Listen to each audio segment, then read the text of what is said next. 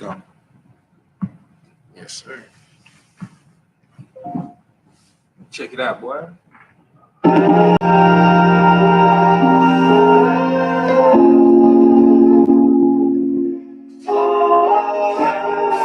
Gotta forgive me, I'm talking from the heart. You feel me? Yeah. Welcome to the Washington. Why she stays about your life? You feel so bitter and strapped. Take this tide and these falls, baby. Drop it low, speaking in code like it heavy, baby. Learn to forgive and stop stressing at the Washington. Why she stays about your life? You feel so bitter and strapped. Take this tide and these falls, baby. Drop it low, speaking in code like it heavy, baby. I'm stressing, man. Don't know about you, but I'm tired of stressing. Looking for my blessing. And everything is a life lesson. Like, fuck, man. Lord, that's enough drops in the rain. Little bit of love had enough pain. Like shit going down the drain. But a real nigga don't maintain. Lost smoke joints in 1 year. Became homeless, ain't shit to tell. There's a be let go and go in the fields. When a real man was born here. And I started marching uphill. Lord put me up in time out. I was son back in my mammy house, rolling dice, trying to figure it out. Walking my truth, still don't with no family in guilt, friendship to vanish like poof. Now when they call, I answer the phone like who? Where was you? When I was addicted, lost everything to my leg. Hold down on the shoulder, you was in the turning lane. Breaking no way, used to make a new path. Was the last I will see, had the last time. The Washington. Why she stays about your life? You feel so prepared and strapped. And these models make me drop it low, speaking in code like it heavy, baby. Learn to forgive and stop stressing at the Washington. Why she stays about your life? You feel so prepared and strapped. This side and these models make me drop it low, speaking in code like it heavy, baby. Learn to forgive and stop stressing, baby. The Son of God rose out of concrete. Furnace of affliction, fire at my feet. Refined not like silver, but a new creation. You know, separation, tears from weed. Always coming, boy, you better sow your seed. I hope it ain't one side, so now I'm choked out by weeds. There's a juice for every 12. Watch your company. Take the road, let's travel in these corner streets of possibly. Aristocracies, atrocities become commonly hard to see. I'm walking cornerly, got you stumbling drunk on idolatry. About to be soul robbery, looking for reciprocity. You reap what you sow, tread lightly. The live boy is here, jubilee. Lord bless the name, light it. Why she stays about your life? You feel so bitter and strapped. These tired and these models, baby. Drop it low, speaking in code like it heavy, baby. Learn to forgive and stop stressing at the Washington. Why she stays about your life? You feel so bitter and strapped. Take this tide and these models, baby. Drop it low, speaking in code like it heavy, baby. Learn to forgive and stop stressing. Shalom, Israel, with Israelite School of Universal and Practical Knowledge, starting out of 1 West 125th Street, Harlem, New York, under Commanding General YAHANNA. Today is the Sunday scripture breakdown class. You got any questions? Type them in. Feel free to type them in. We're going to get to your questions as soon as possible. We have a sister in here that has a couple of questions, so we're going to try to get to them. And you know, sisters' questions are questions that damn near every woman in the world have. Just like brothers' questions. That's why it's important for these type of classes, you know what I'm saying? Because we're able to destroy the lies and the myths of the white man and the other nations, you understand? So we're going to get into it. Go ahead, sis. One of my questions is, how do you submit, or when do you know to submit to the right man? What is the process? And how do you fight against everything that surrounds not submitting? That's an excellent question. She said, how do you know who to submit to? And what else? She said, how do you know who to submit to, when to submit?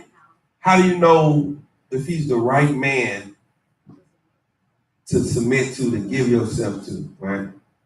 Let me hit you up. Trooper, you right? Give me the announcements. That's my precept. I'm gonna pull the school announcements. This is how you know what's a good man to submit to. Read that. And this is how you find out if this man is worthy of you submitting to. Because the first thing about a relationship is sex is marriage. That's the reality that our people have to realize. That's right. Oral sex is marriage because oral at the end of it has what? Sex, right. So now you have to have somebody that understands how valuable your time is and your body is. So read what you got. Well, rule for new brothers and sisters. When a new brother or sister comes into the school, they are off limits for 6 months. Now, when a man sees you, he's instantly attracted to you and he wants to have sex with you. That's just what it is. When women look at men, they look at a man from the standpoint of that he look good.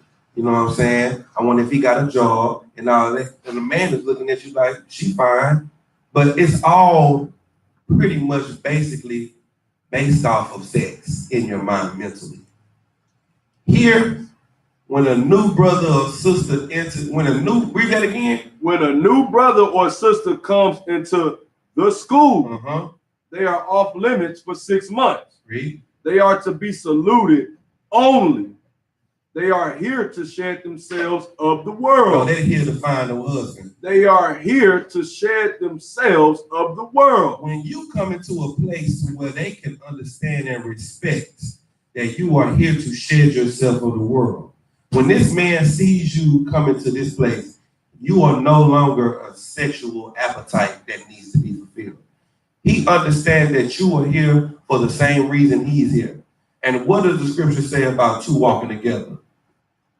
Two can't walk together unless they agree. Right. You understand? You can't be unequally yoked. So the first thing that you have to do is be on one accord. A lot of times relationships break up because you are walking this way and you are walking that way. Now, when y'all in the room, y'all walking on the same street. Until you come out of that room, then it's like, well, I want to live my life like this. And he's like, well, I want to live my life like this. And you separate. You coming in here to find out that y'all are going to be on the same accord. That is how a marriage stays together. Now, you're going to have disagreements. You're going to have misunderstandings. You're not going to agree on everything, but you're going to have something in your marriage to keep it together. And marriages don't last because they don't have anything to keep it together. They don't have a median. They don't have a middle place. Y'all are coming in here and getting married because y'all agree that sex is marriage and marriage is forever. So when you step into that, you know that no matter how mad I get, that he's still my husband. She's still my wife. See, the Christian church has given you a marriage like a VCR with an eject button. In the truth, according to the Bible, once you put that tape in the VCR, that is the movie that you're watching for the rest of your life. That's right. If you bought that VCR and you pop Friday in, 20 years later, you're going to be watching Friday. 40 years later, you're going to be watching Friday. The Christian church made marriage a candy store. You walk in the store, you try to snick out, and then you don't like the snicker because it's too sweet. So then you go over there and get you a Milky Way, but you tired of Milky Way because you really like Snickers. So then you go and eat Snickers. That's what the Christian church made marriage. Marriage is forever. And you come in here, you're going to learn that, and that man is going to learn that. Keep reading. After 6 months, if a brother or sister has an interest in a particular person, he or she must get permission from the head to speak to a particular brother or sister. Integrity is what's going to make a marriage last. So how do you know if he's the right one to submit to? You're going to find that out when you court. See, now that the fleshly part is out of the way, now that sex is not the thing that's going to keep the relationship together, it's going to have to be conversation. It's going to have to be things that you have in common. It's going to have to be an actual friendship. It's going to have to actually be something that you're investing into and he's investing into. And once you do that, you will be able to look at this friendship and say, is this something that I want to continue with? When we invest into relationships in the world, we only invest into the physical aspect of the relationship. You understand? Not the mental, not the spiritual, just the physical. So that's why it only lasts as far as the lust lasts. You understand? It has to be built on more than lust, more than just feelings. It has to be built on a firm foundation. It has to be built on something that don't break or don't waver. So if you want to know what type of man to submit to, you are going to need to submit to a man that feels the same way you feel.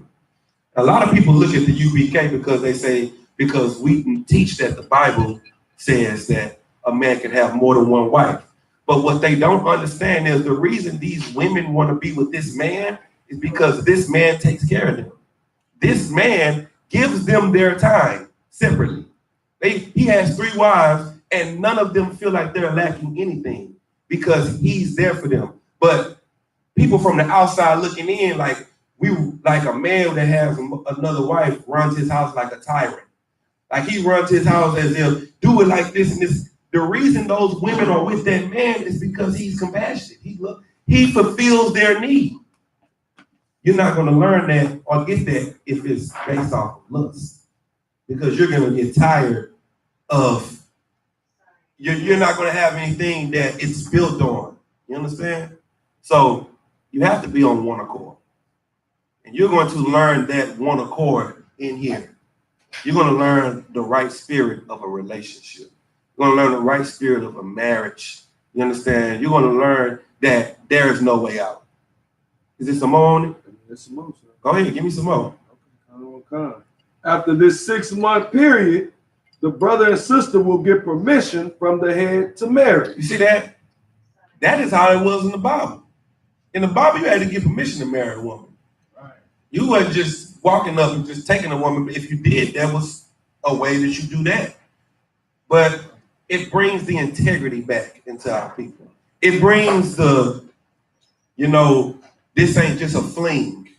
This ain't just something we doing. This is us for life. And that is what a lot of people are afraid of. To be honest, people try to make it seem like men are so carnal. Women are way more carnal than men. Women think about sex way more than men do. The Lord had to give us something called lust. Because if it was not for lust, we really would worry about other stuff. You understand? We're not as lustful as you think we are. Women are carnal. That's why you're so emotional. That's why you just lose your mind and throw fits and fall out and cry, because that is how a woman is built to be. A man is logical. Man is solution oriented. We are not like the world paint us out to be. And that's exactly what they paint men in the UPK out to be. They paint us out to be illogical, what they say about us? Barbaric, savage men. You understand? If that's the case, and then if they see a man that has more than one wife, it's because he brainwashed her. Right. She in a cult. That's because she loved that nigga, and that other woman loved that nigga too. Right. That's why. It don't have nothing to do with the savage, barbaric spirit of that man. You understand? He ain't making them be with him. They love him. Go ahead. That's a lot. If I make real quick. That's the point Commander Junior Hunter had brought out on Monday, and he was saying that that's what they consider the laws of the Lord to be. Right. Barbaric, eye for an eye. Right. You understand what I'm saying? But that's what really keeps a nation together. That's what keeps order within a nation. You see what I'm saying? So it's like in other countries that they practice capital punishment, in other countries that they practice, okay, such and such stole something, we're going to take them into the town square on Sunday and we're going to chop their hands off. Right. Everybody going to be in the town square and they're going to see. You know what I'm saying? Those nations, they have little to zero crime, man. Right. You understand what I'm saying? So when the black man named YAHANNA returns, Doc, and he had that rod of iron on that throne, you understand what I'm saying? We won't have to worry about crime. That's right. We won't have to worry about somebody taking another man's daughter and raping her. Right. You understand? Because they're going to know the punishment that comes with those actions. That's right. So as far as how to submit to a man, you come into school and learn how to be a new person.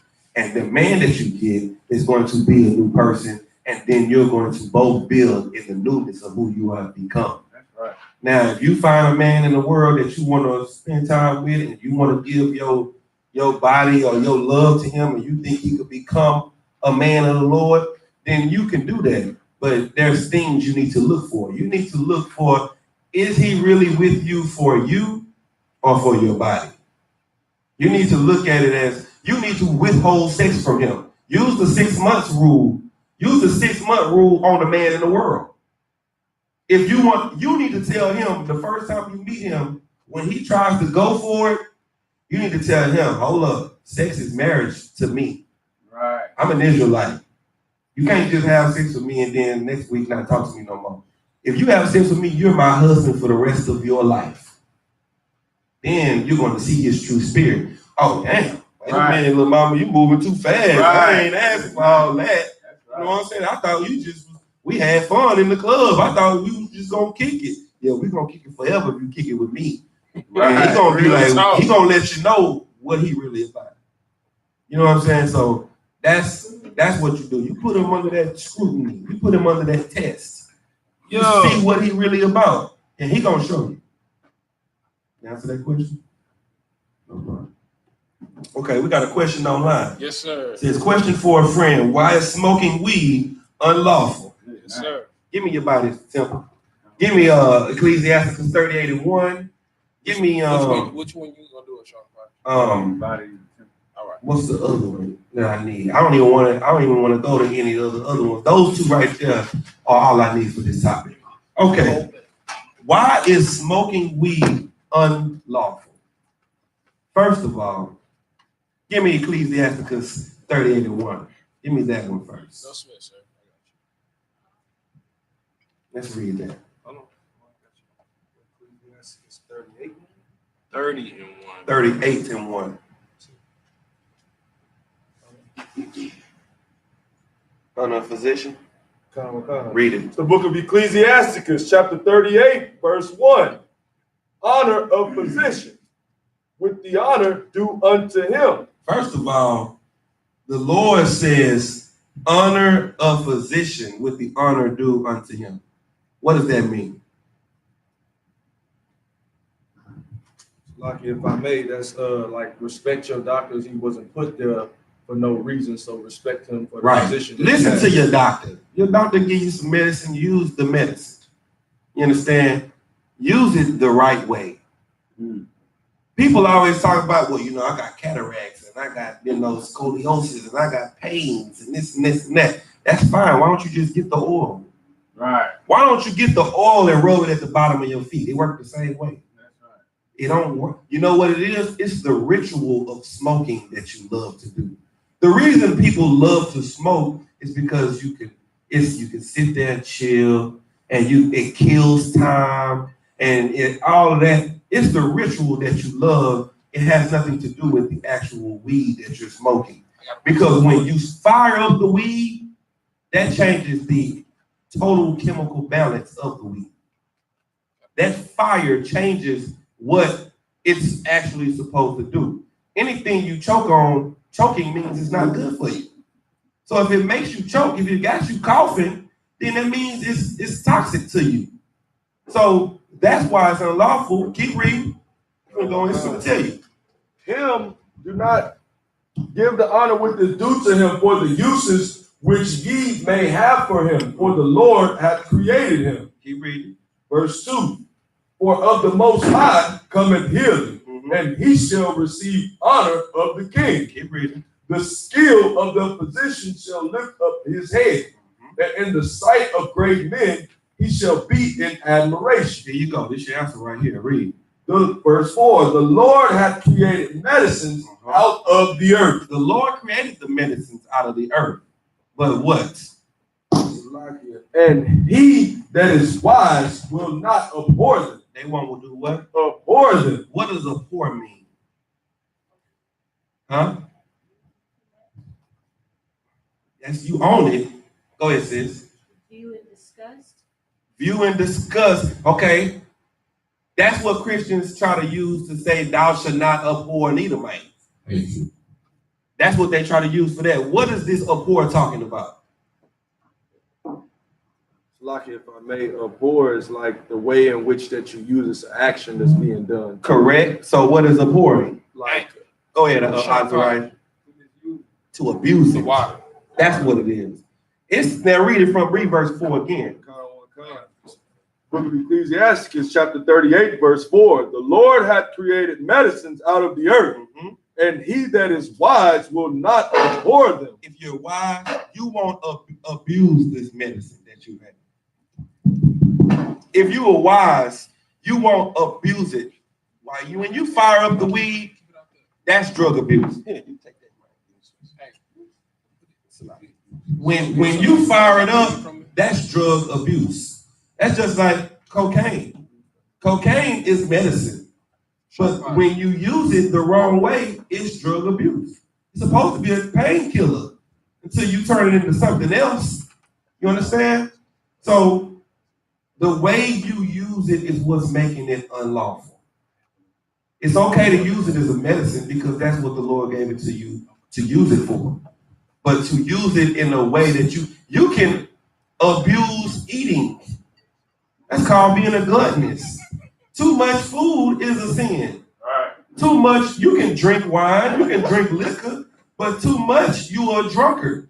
Right. That's a sin. You understand? It is the way you do it that makes it wrong or makes it right. Now give me the body as the temple. It's the book of 1 Corinthians, chapter 6, verse 19. What? Know ye not that your body is the temple of the Holy Spirit? Now, everybody always say that Christ lives well. Christ lives in me. Right. Christ is in me. So don't you know not that your body is his temple? So meaning, keep reading. Which is in you, which ye of God, and ye are not your own. You are not what? Your own. Keep reading. Verse 20. For ye are bought with a price. Read. Therefore, glorify God in your body. Read. And in your spirit, which are God. Are you glorifying your body when you're smoking weed? Are you treating your body as a temple? Every time you fire up a cigarette, you are firing up a cigarette with your king inside of you. Right. You are smoking with your king. You're rolling blunts with your king. Now, Christians always say, all sin is sin. Right. There's no difference between the sin. Well, guess what? If you are a robber, what is the penalty for robbery? What was the penalty for robbery? In the law. What's the penalty for murder? You would be eye for an eye, sir. What's the penalty for murder? Death. You die. What's the penalty for homosexuality? Death. So if that's the penalty for those crimes, guess what your penalty was supposed to be for smoking weed? For defiling your temple. Could the Levite priest walk into the temple unclean? What would happen to them if they walked into the temple unclean? They died on the spot. You were supposed to be dead for smoking that blunt. You were supposed to be dead for smoking that cigarette. You were supposed to be dead for that pork. You are not treating your body like a temple. That's why it's unlawful. Because when you smoke, you got Christ smoking with you. Right. Because he lives in you. Christ didn't die for you to smoke weed and eat pork. He died for you to never do it again. Because if he wouldn't have died for you, you would have had to die. And you would have never got the opportunity to change. You understand? So hopefully that answers the sister's question. I got a precept for you. Go ahead. This is the book of Proverbs, chapter 16, verses 25 to 28. There is a way that seemeth right unto a man, but the end thereof are the ways of death. Do you hear that? People think it's okay to smoke weed. It comes from the earth. It seems right. It's natural. The Lord made the earth, so the Lord made the weed. You know what I'm saying? What they always say. Keep reading. Verse 26. He that laboreth for himself, for his mouth craveth it of him. Verse 27. And an ungodly man diggeth up evil, and in his lips there is a burning fire. You understand? If you don't know, then you know. That's it right there. He's burning the fire in between your lips. What is that? You smoking. And that's talking about the lies and the deceits that you tell. Right. The thought of just saying it's okay. There's nothing wrong with that. It's from the earth. It seems right to you, but you're leading yourself to death. Hope that answers the sister's question. Let me know if that answers your question, sis, online. You got a question? It's a question from a brother online. He said, what about the man that eat Jack in the Box beef off a grill that pork was cooked on? So I'm guessing he's asking, would that make that meat unclean? Let me ask you a question. All right, Salaki. All right. So one of my backgrounds, right, one of the industries that I work in, right, is as a chef. Right? At 400 degrees, no matter if it's cooked in grease or a stove top, all impurities, no matter bacteria, infection, anything that the carcass of the meat that was butchered from the animal that it was living with has been cooked off. The actual temperature is 165 degrees, right? So majority of the stove tops, right, or oven tops or grills that are cooked at any fast food restaurant establishment is at 325 degrees, right? Okay, so to make sure that it's temped, all right, that they use poultry as the measure, right? To make sure that make sure you don't get salmonella, which is the most deadly of all bacteria from any type of animal, right? It's cooked off. It's 165 degrees, which is why poultry and chickens, when you store it, whether it's live or frozen, it's at the bottom of the rack, okay? Because fish can drip down into beef, beef can drip down to lamb, lamb can drip down to pork, all the way down into chicken, because chicken has the highest level to be cooked off, which is 165 degrees, so that it can be cooked to be presentable where all bacteria is cooked off, all right? But every grill, every fryer is at a minimum of 325 degrees. So someone that asks that question is ignorant to food temp and temperature. So all bacteria is cooked off at 165 degrees, which is why all grills is cooked and fryers are heated up to 2 times that temperature, a minimum of 325, 350 degrees Fahrenheit. All I was gonna say was just stop eating it then. Right. That's what he gave you the brotherhood. I was gonna tell you not to eat it. If you want to be like that, if you don't want to eat it because of the temperature, because the pork was made on it, don't eat it. If it bothers you that much, don't eat it. He made a response saying that according to scripture. He on YouTube. I understand. Let's go. What's the next question? Right. You want to pull the scripture? That's what. Go ahead. Keep going. I put the scripture. Yeah, go ahead. Deal with him. Because I know who it is. Count on concept. That's fine. Next question. Next question. Yeah.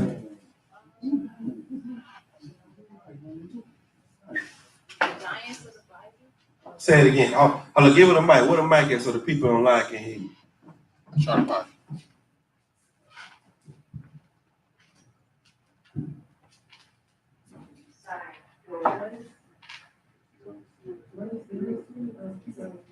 What is the history of the What is the history of giants? the giants? Or the Nephilim? The Nephilim in the Bible? Okay, so what are you asking? Are they real? Like what? Did they actually exist and they fall down naked women and create That's right here. warriors of that time? The warriors of that time. Okay, let me help you out. The giants that fell in Genesis chapter 6. Let's get there. Let's go to Genesis chapter 6 first. So we can actually read it.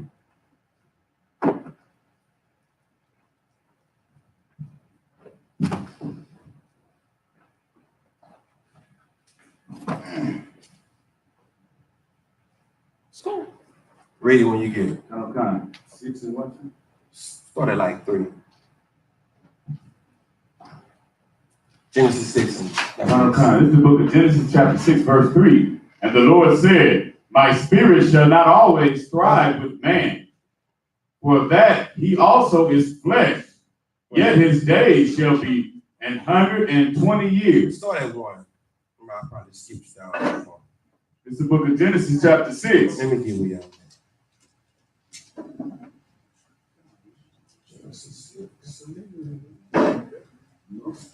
Yeah, let me start at 1. It's the book of Genesis, chapter 6, verse 1. And it came to pass, when man began to multiply on the face of the earth, and his daughters were born unto them.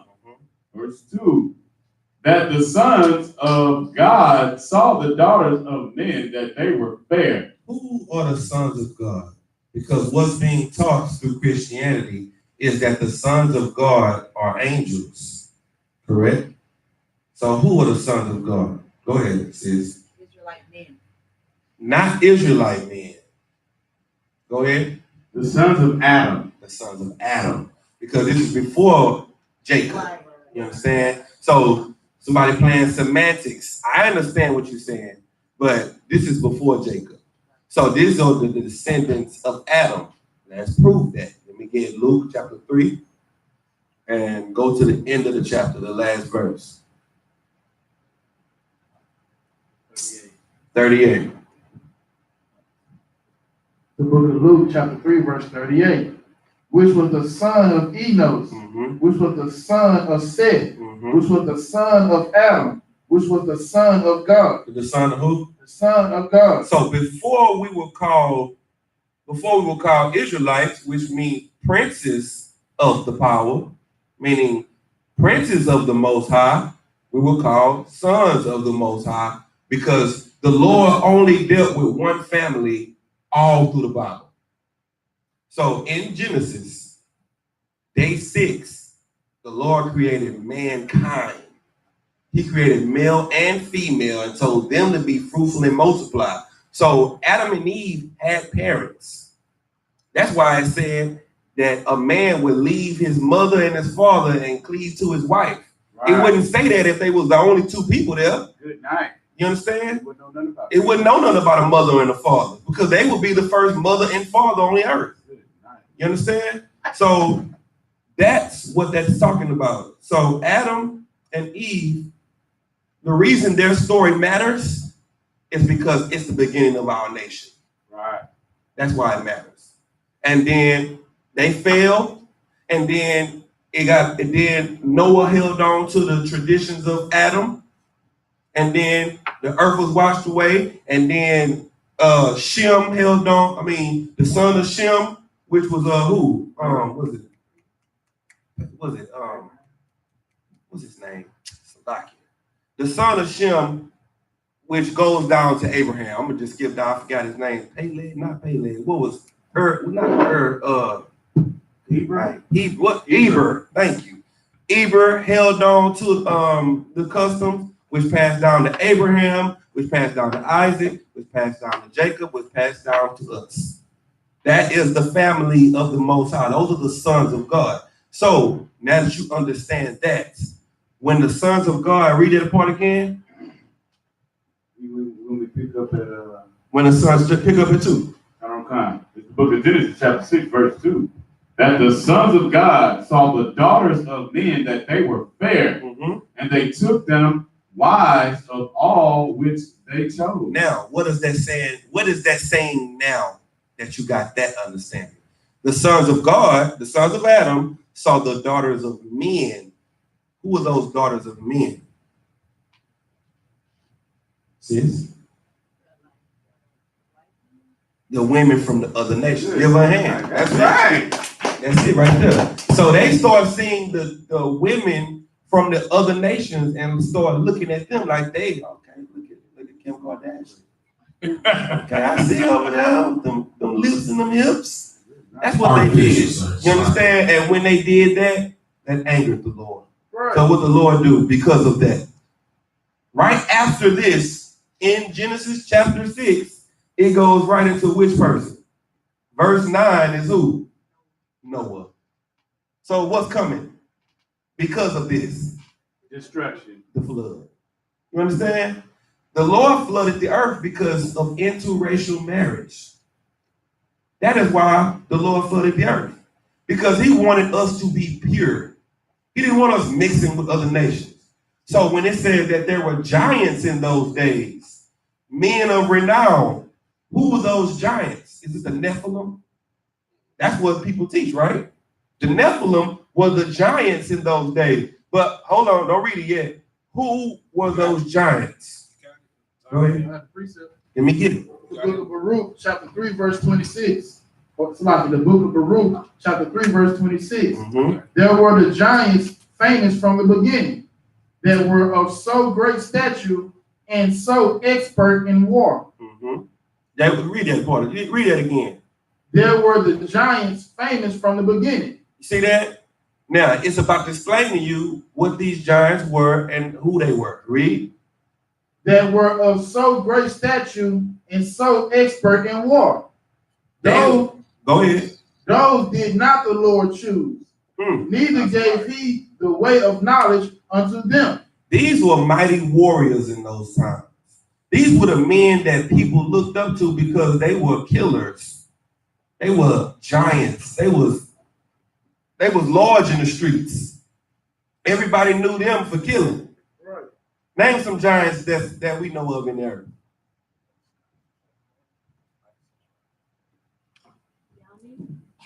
No, not Yao Ming. Yao Ming is small amongst the heathen. Right. Go ahead. Like LeBron James. He's popular, but I'm talking about somebody that's a giant in these streets. Manager Rihanna. No, not in that form. Hold on, go ahead. Big Meech. Thank you. You're right. Big Meech, Tookie Williams. You know, the people that's known for being gruesome. Scarface, like people that ain't play no game, drug dealers, they giants amongst us. We look at them like, man, ooh, they got the money, they got the guns, they got the power to do whatever they want to do because they giants. These were those people. You know what I'm saying? They were men of renown. They had a name for themselves. They had built a reputation for themselves from being those type of people. Now, let's find out what the Nephilim are. Read that. This is Nephilim, page 395 in the Zondervan Bible Dictionary. And aboriginal dwellers in Canaan. They were what? Aboriginal dwellers in Canaan. These were big, old, tall, ugly, stanky, hole in the lip, plate in the lip, plate in the ear, bamboo on the rod, Africans. That's who these were. Keep reading. Okay. through no direct trace of a people of such abnormal stature has been discovered, there is ample evidence as to the underlying tradition. Read. Not angelic fallen beings. Read that again. Not angelic fallen beings. They were not fallen angels. Not angelic fallen beings. You sure Lucifer didn't have sex with the children on earth? Lucifer didn't have sex. Lucifer and his angels that fell from heaven did not come down and have sex with women. Right. That's what Christianity teaches. Go ahead.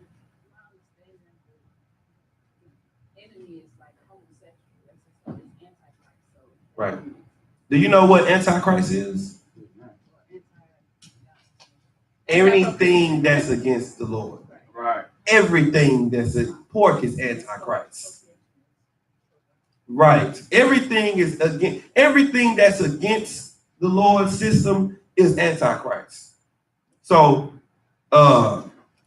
Lucifer, do you think Lucifer fell from heaven and he used to be the angel that sing, and then when he fell from heaven, he came down with a bunch of angels on the earth, and then that's when they thought, is that what you were taught? Okay. Well, because that's incorrect. That's not what happened. There is nobody that fights against the Most High. Right. He is the Most High. He is the Most High. So that is what that is what we are trying to get you to understand. Everything that goes on in the earth, the Lord is in control of it. There's nobody fighting against him. The Lord is letting everything happen the way it happens. Go ahead. Read it. This is Luke chapter 11, verse 2.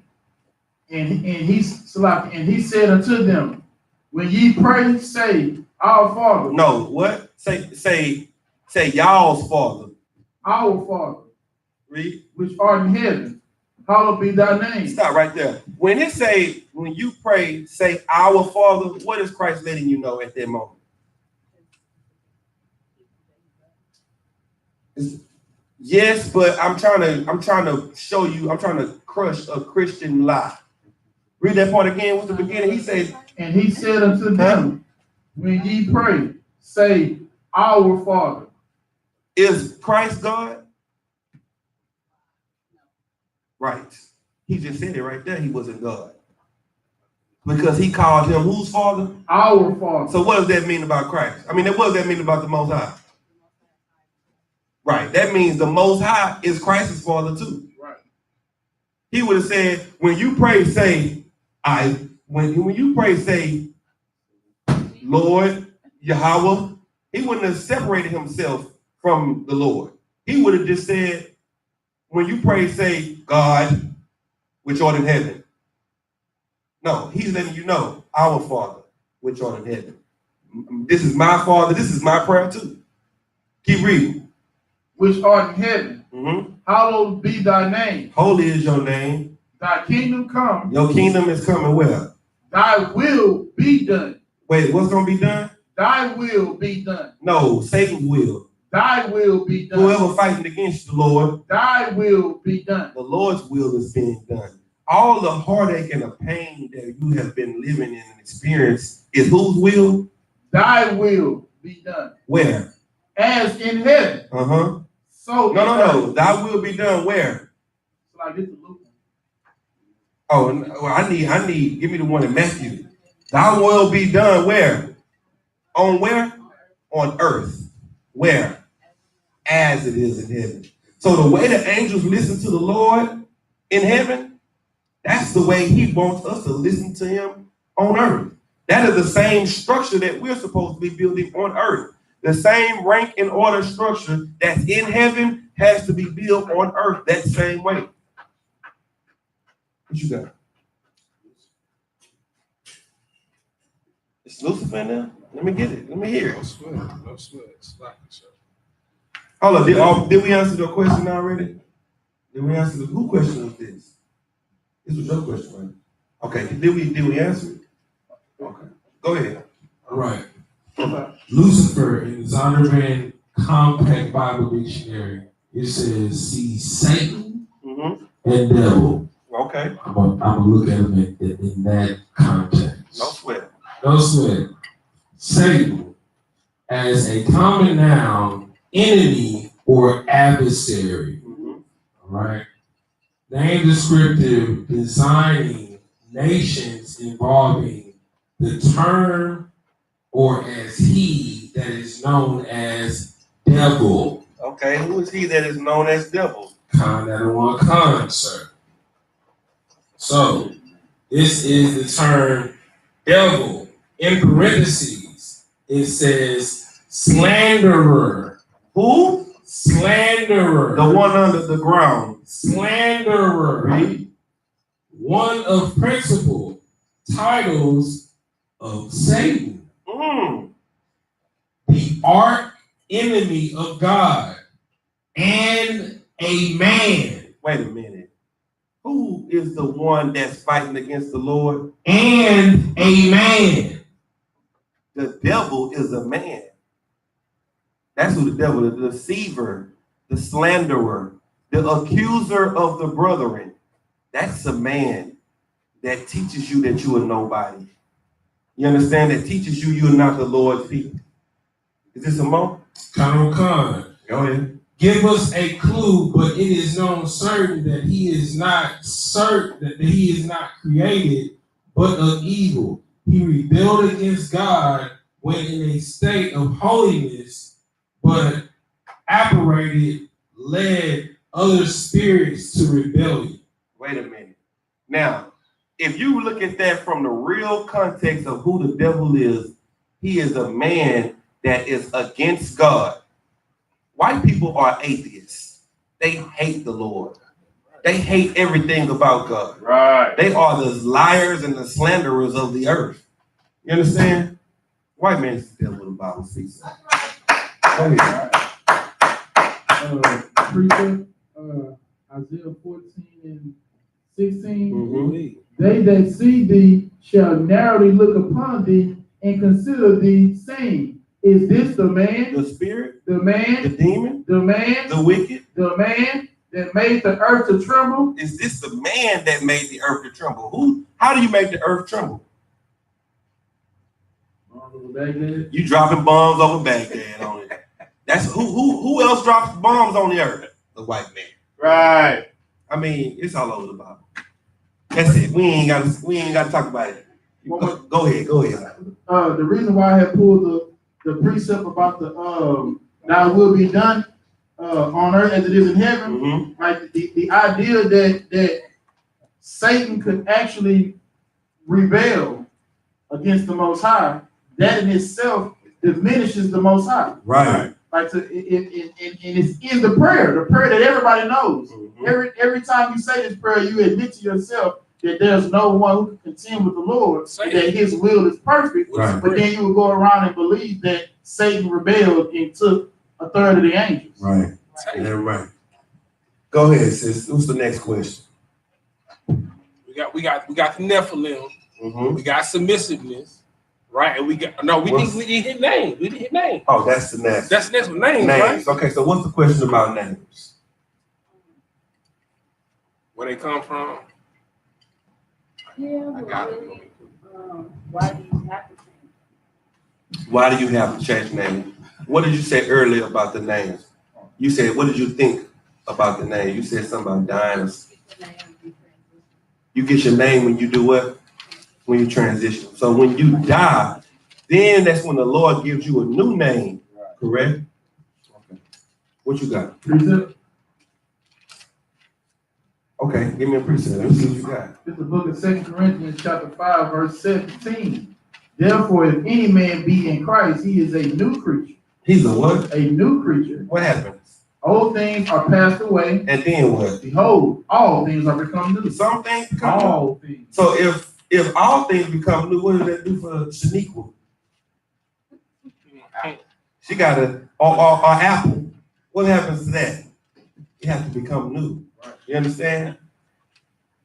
Your name got to change too. Right? Now, let's get it. Let me get Genesis chapter 17.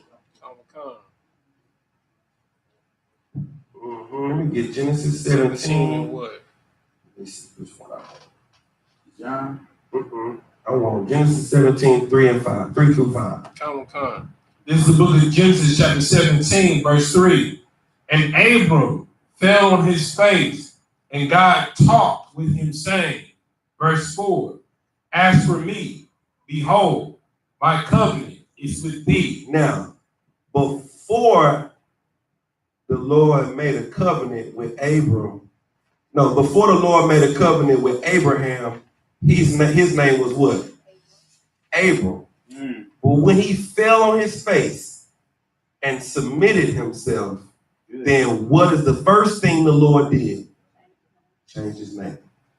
That is through the Bible. The Lord gives you a different name because any man that be in Christ is a new creature. Old things pass away and all things become new. You died to yourself.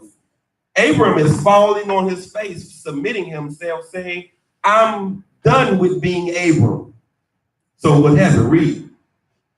Time will come, and my covenant is with thee, and thou shalt be a father of many nations. Verse 5.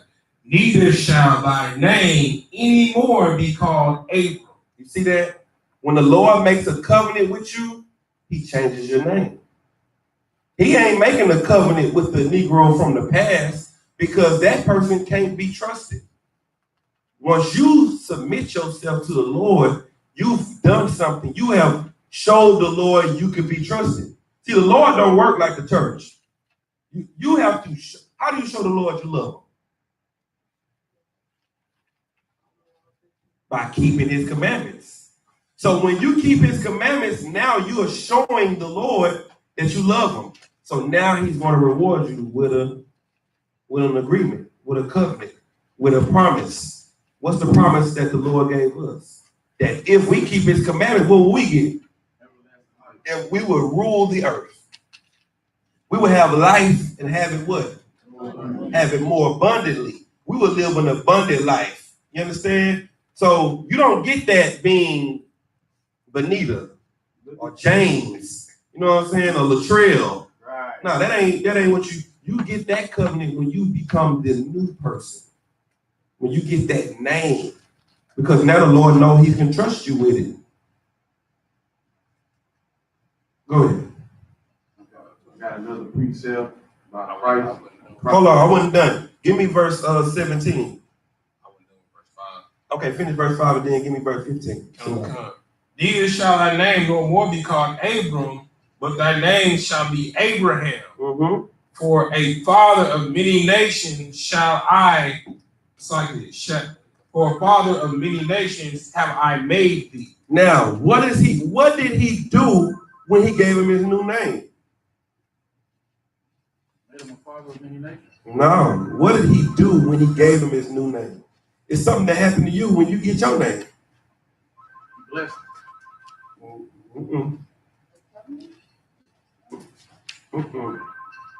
He anointed him? He's anointing him, but okay, your name was, if I would have called you and said, all right, you're no longer who you used to be. Now your name is Malachi. All right, Shalom. What did I do before I hung up the phone?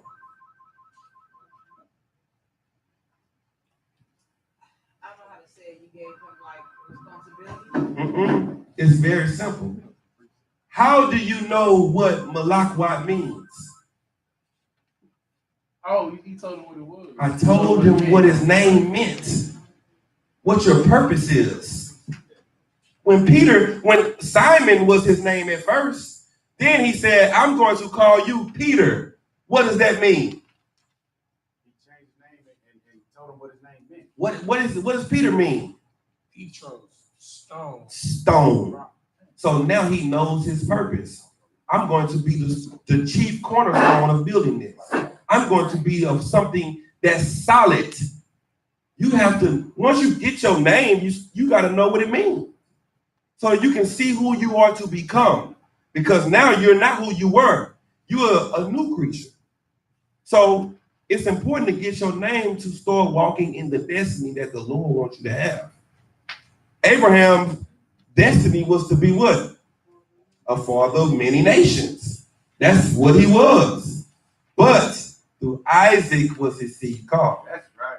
You understand? That's what you got to understand. You just getting a name in the school, that's not a light thing. Right. That's real. That is, you are making a covenant with the Lord. You are making an agreement with the Lord, and you have to uphold your parts. It's not just, oh, they just gave me a name. No, this name is, if it's not who you are, it's who you need to become.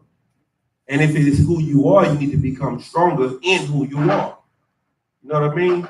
So that's what names are for. Names are not just, like these other dudes, they name themselves. Right. I'm going to name myself, Malachi Ben Yehudi. You know what I'm saying? No. We received our name from someone else, from a man above us. Abraham didn't say, I'm not going to change. I'm Abram now, but now I'm going to be Abraham. And that means the father of many nations. That's not what he did. Read verse 15. Chapter 17, verse 15. Book of Genesis, chapter 17, verse 15. And God said unto Abraham, as for Sarai, thy wife, thou shalt not call her name Sarai, but Sarah shall be her name. You see that? He not only changed Abraham's name, he changed his wife's name too, because she needs to become new. She needs to be somebody different too. Why did her name change at the same time? She didn't make no covenant. Right. She didn't do nothing. She was sitting somewhere in a tent. He changed Abraham's name, and right after that, he changed Sarah's name. Why? Would it be for the same reason he did for Adam and Eve? He brought them the truth together. Right. Why is he doing it together? Yes, but what's the scripture? They're one flesh. Give him a hand. You know what I'm saying? That's the right answer right there. The two is one flesh. That's why. That is the reason he did it, because they are one. This is your wife. So I'm not going to give you this, and this goes for her too. Right. Because y'all are one. That's how it works. I got a whole bunch of precepts on people who got their name changed. Daniel, Shadrach, Meshach, and Abednego was not their names. They had Belteshazzar and Azariah and Mayashala and Shadrach. You understand? So you have to know that this is all through the Bible. All through the Bible, in the Old Testament. Esther's name wasn't Esther. Her name was Hadassah. You know what I'm saying? I mean, it's just all over the Bible where the Lord is changing people. When you prove yourself to the Lord, then you get changed. Jacob's name was Jacob. He fought with an angel. He proved himself. The angel was like, I got to name this nigga a prince with power because this nigga strong. Real talk. I fought with him all night. I won't let you go till you bless me. You know what I'm saying? So he was like, he had to break Jacob's hip and say, you know what? I'm going to call you a prince with power. So now we are Israel. You're no longer Jacob. You are Israel, a prince with power. So now we Israelites and we are princes with power. If I could, sir. You may not. So with that, now go ahead. No sweat. What Adam brought out is so important. This is why it's important for you to come to the YAHANNA class on Fridays, right? Because SHALAM, right, is broken down into three principles. Right? Yah means he, Shar is prince or person of authority, and Allah means power, right? Which is how Israel, right, is defined as prince of the power, or he is the prince or authority of the power, right? Which is why it is important for you to come to the YAHANNA class on Friday. I hear the YAHANNA advertisement in the breakdown. Real talk. Get in here and learn this language. So you can be in the nail shop talking in Hebrew in front of the Chinese women. The way they talk in front of y'all. Calling them clobbers. You understand? They calling y'all all kinds of stuff in front of y'all while they doing your toes. Well, you need to be able to call them some stuff. And then they gonna start telling you, don't speak English. You need to speak English in here. Right. Don't speak that stuff you speak. Well, you talk English. All right? Anybody got any other question?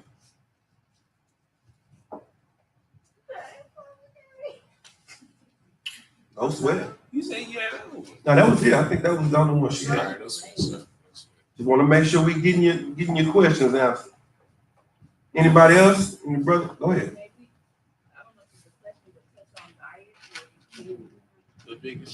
Well, let me tell you something about diet. Okay. We have a law class. It's on Wednesday nights. You can learn about everything that you're supposed to eat and not eat in the law class. That is what it is for. It tells you what's lawful to eat, and guess what? It tells you what's unlawful to eat as well.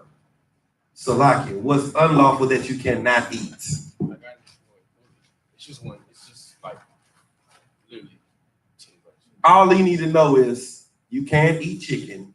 Right. You can't eat lamb. You can't eat salmon. You can't eat beef, steak, and all of that, oxtails and turkey and all of that deer meat. But you cannot eat pork. You can't eat crab, shrimp, or lobster. You can't eat alligator. You can't eat calamari. You can't eat catfish. I mean, that's just, I said crawfish. I'm just touching on the things we love to partake in. Right. Now, you come to class, you're going to learn you can't eat camel. Right. You can't eat horses. You can't eat, right. Who eat horses? The white man, which is the devil, the Bible says. He eats ants. He eats whatever he can get his hands on. You understand? You can eat deer. Deer is good. Deer is clean. I got cut notes for you if you want. That's all we needed from it. No sweat. Oh, you said you got some notes on it. I got cut notes. You may. All right, no sweat. All right, so the book that you're looking for to read is the book of Leviticus chapter 11. It's the entire dietary law of what you are to eat and not to eat. I'm going to read the cut notes or the spark notes, if you like, for those, you know what I'm saying, with the college, you know, the summarization. All right. It's I'm going to read a compilation of 5 verses, you know, all right. So, this is the book of Leviticus, chapter 11, verses 1 through 3. And the Lord spake unto Moses and unto Aaron, saying unto them, speak unto the children of Israel, saying, these are the beasts which ye shall eat among the beasts that are on the earth, whatsoever parted the hoof, and if cleven-footed, and cheweth the cud among the beasts that ye shall eat. Nevertheless, these shall ye not eat, them that cheweth the cud, or of them divided the hoof, the camel, because it cheweth the cud, but it divided not the hoof, it is unclean unto you. All right. Also talking about the swine. I believe that is. Yeah. All right. So and the hair, because it cheweth the cud, and because not of the hoof he is unclean unto you, and the swine, though he divided the hoof and be cloven-footed, he cheweth not the cud, and he is unclean unto you. So, like I said, you come to class on Wednesday, you're going to get all of those laws. You just ask those questions and you get the answers. Anybody got any questions? No sweat. Give me Revelation chapter 12, verses 1. Yes, sir. Y'all know the Bible, so let's see how much you know it. Now I'm going to start asking questions. This is the book of Revelation, chapter 12, verse 1. And there appeared a great wonder in heaven, a woman clothed with the sun and the moon under her feet, and under her head a crown of 12 stars. Okay, who is this woman? That is correct. That is, Israel is this woman. What is the sun and the moon? Who's the woman? Talk about. The woman is Babylon, and the 12 stars is Israel. Incorrect. The woman is Israel. She's clothed in the sun. She's clothed with the sun and the moon. What is the sun and the moon? Wisdom and knowledge. Israel is the one with the wisdom and knowledge. And what else does she have on her head? 12, this lets you know this is the 12 tribes of Israel. Correct. That's what that is. Verse 2. Read. And she, being with child, cried, travailing in birth, and pain to be delivered. So, this woman is pregnant with a child. What child is this that she's pregnant with? You have to know. You are correct, but you have to go more into it. Go ahead, Isaiah. The Spirit of Christ. That is what this. Get that brother hand. That boy way in on Shamar at the door, almost outside, answering questions. You understand? That's the Spirit of Christ that's trying to be what? Birth where? Into the earth. That's what's happening. So the Spirit of Christ is trying to be birthed, but what's going on with birth? How is that? It's painful. It's not easy. Which brings me to the point. Coming into the truth is not easy. It is labor pains. You have to go through contractions. To bring the Spirit of the Lord into this earth, you have to go through pain that no one feels is worth to go through. You know what a lot of people would do instead of go through these pains? Live in America in 2019. Have an abortion. You hear that? Give that brother a hand. He had to be an officer. You got to be an officer. You got to have some zeros behind your name to understand that. That's what they would rather do. They would rather run. And they would rather run from their responsibility than to sit there and fight with those contractions. To fight with having this baby. You understand? And that's what our people are doing. Our people look at what we do and they're like, man, I respect what y'all say. Right. I respect you taking a stand for what you believe. Right. But, I'ma just do me, you do you.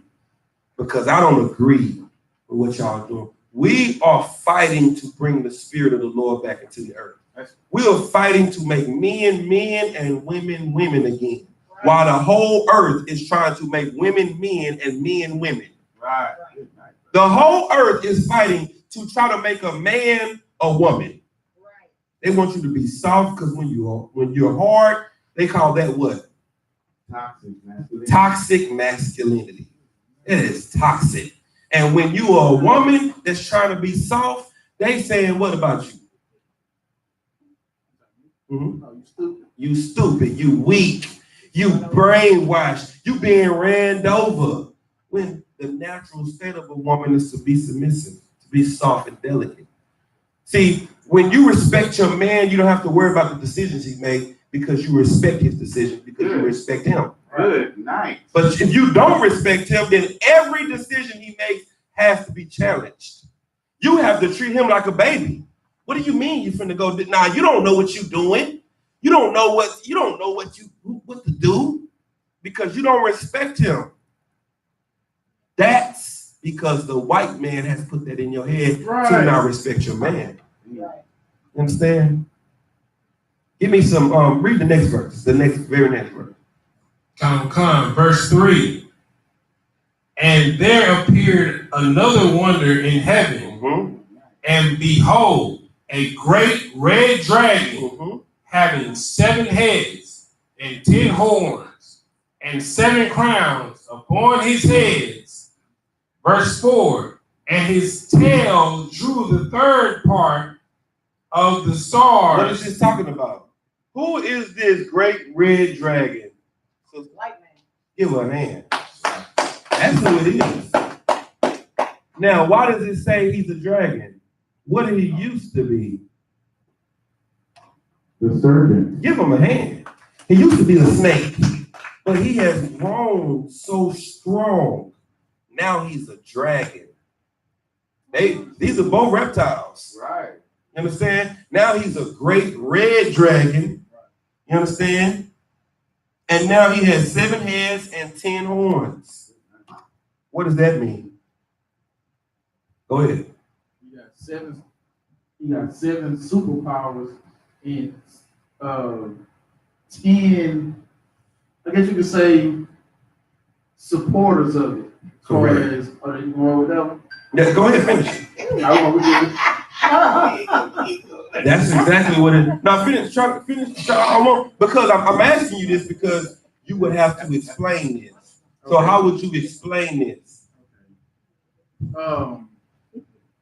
Take America for example. Mm-hmm. America would be considered one of the superpowers. Correct. Then you would have somebody like, for example, like Canada, which is not a superpower, but a supporter, kind of like with NATO. Right. You know what I'm saying? You're allies, like that. Now, let me help you out. 7 heads. These are the 7 heads. You might want to write this down. These are the 7 heads, and this is the 10 horns. This is what Revelations was prophesying about. Right. 7 heads would be Portugal. It'll be Italy. It'll be Spain, France, Germany, Russia, and England. Those are the 7 heads. Go ahead, sis. Like now, as we see, Russia is trying to fight against America. Right. Since they're part of those 7 heads, will Russia eventually join America or no? All of the earth will join together to fight against Christ when Christ returns. The white man has no brotherly love. How did Rome start?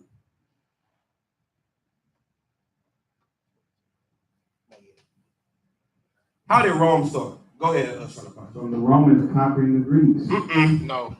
Man, see what you got. Was it when Romulus killed Remus? Romulus killed Remus. Who was Romulus and Remus? They were who? They were brothers.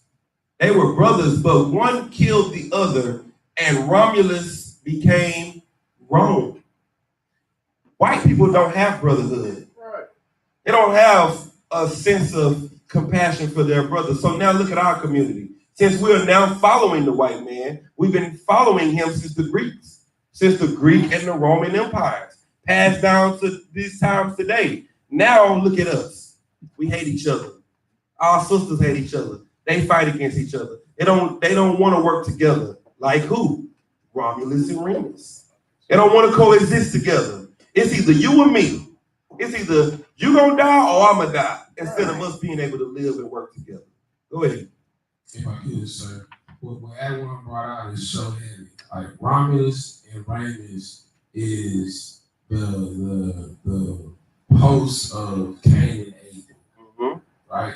You know what I'm saying? Cain can't kill Abel. It's like Romulus killed Remus. But even furthermore, right? After Romulus killed Remus became the culmination of Rome. You know what I'm saying? To become the ruling and controlling power, right? They had to conquer what is known as Asia Major and Asia Minor. You understand?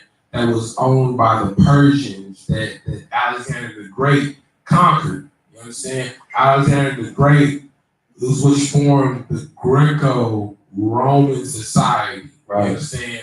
But then the Romans conquered the Greco, which is Romulus killing Remus. Give him a hand. So, you see that? The Bible is a history book.